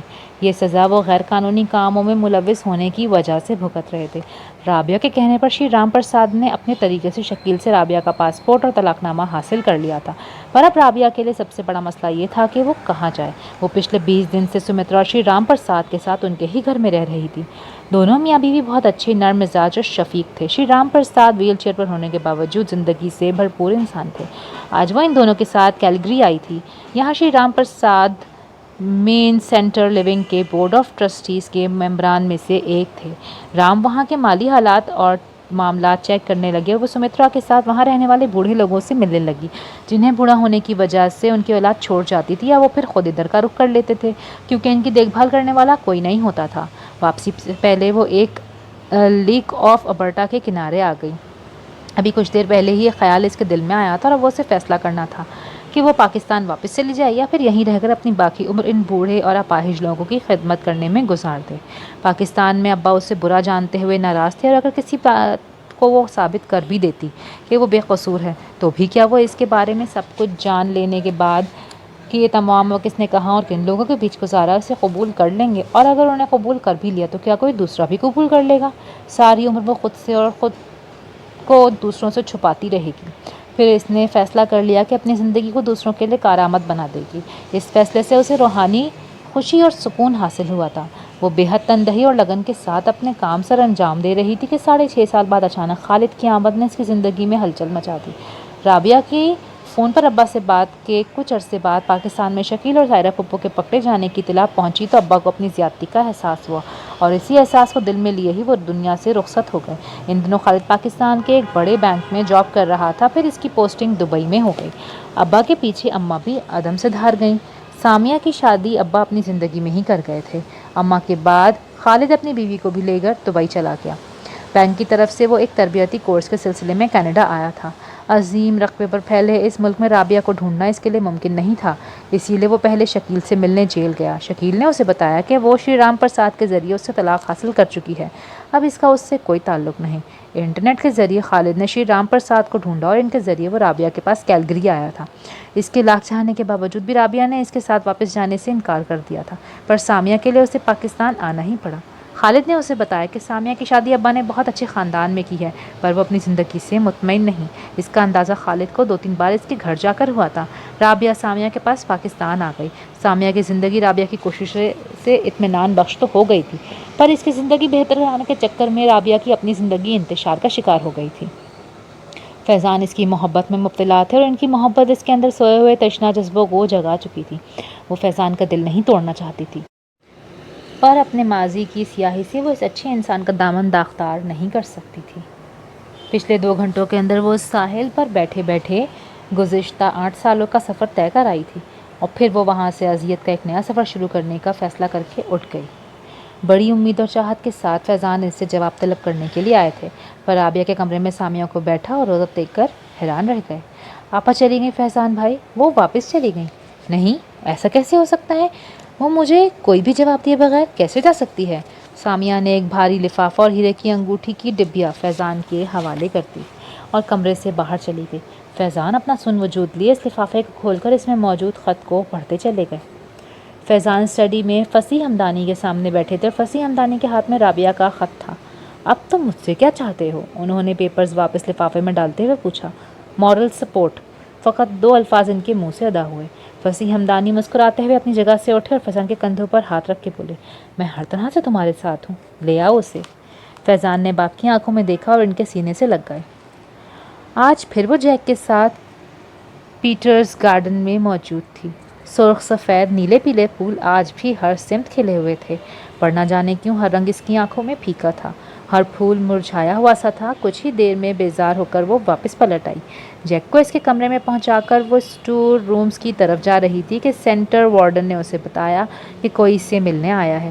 اس کی آنکھوں میں خالد کا چہرہ ابھرا تو چہرے پر مسکراہٹ آ گئی۔ وہ تقریباً بھاگتی ہوئی ویٹنگ روم میں آئی، پر فیضان کو سامنے دیکھ کر اس کے قدم ہی نہیں، دل کی دھڑکن بھی تھم گئی تھی۔ وہ اس کے مقابل آئے تو نگاہیں جھک گئیں۔ میرے جذبے اتنے سستے تو نہیں تھے رابعہ، جنہیں تم اتنی آسانی سے ٹھکرا کر آ گئیں۔ ایک بار پوچھا تو ہوتا کہ کیا مجھے اس بات سے کوئی فرق بھی پڑتا ہے کہ نہیں جو تم اپنے خط میں لکھائی ہو؟ کیوں فرق نہیں پڑتا؟ کوئی بھی شریف آدمی کسی بے آبرو لڑکی کو اپنے گھر میں نہیں بساتا۔ فیضان نے اسے دونوں کندھوں سے تھام کر اس کی آنکھوں میں آنکھیں ڈال کر پوچھا، کیا یہ سب تمہارا قصور تھا؟ یہ کون سمجھتا ہے؟ یہ وہ پاگل سمجھتا ہے جو تمہیں اپنے گھر میں بسانے کے لیے 7 سمندر پار تمہیں لینے چلا آیا ہے۔ رابعہ کی آنکھوں میں آنسو آ گئے۔ میں نہیں جاؤں گی فیضان، میں ہر قیمت پر تمہیں لے کے جاؤں گا۔ ان کے لہجے میں ان کا بھرپور جذبہ بول رہا تھا۔ رابعہ کا دل اندیشوں میں ڈوبا ہوا تھا۔ آپ کے گھر والے مجھے قبول نہیں کریں گے۔ فیضان نے مسکراتے ہوئے کوٹ کی اندرونی جیب سے وہی انگوٹھی نکالی۔ یہ بابا نے بھیجی ہے تمہارے لیے، اب بولو۔ اب وہ کیا بولتی، چپ چاپ سر جھکا لیا۔ فیضان نے اس کا ہاتھ پکڑ کر انگوٹھی پہنا دی اور اسے قریب کرتے ہوئے بولے، جانتی ہو میں نے جب پہلی بار تم کو دیکھا تھا تو میرے دل میں کیا آیا تھا؟ رابعہ نے سوالیہ نظروں سے انہیں دیکھا تو فیضان کے مسکراتے لب گنگنانے لگے، تجھے دیکھا تو یہ جانا صنم، پیار ہوتا ہے دیوانہ صنم۔ پیار کے اس انداز پر رابعہ پہلی بار کھل کر مسکرائی اور سر ان کے سینے سے ٹکا دیا۔ ختم شد۔ اگر آپ کو یہ ناول پسند آیا ہے تو please do like, share and subscribe my channel. ملتے ہیں اگلی ویڈیو میں، تب تک کے لیے اللہ حافظ۔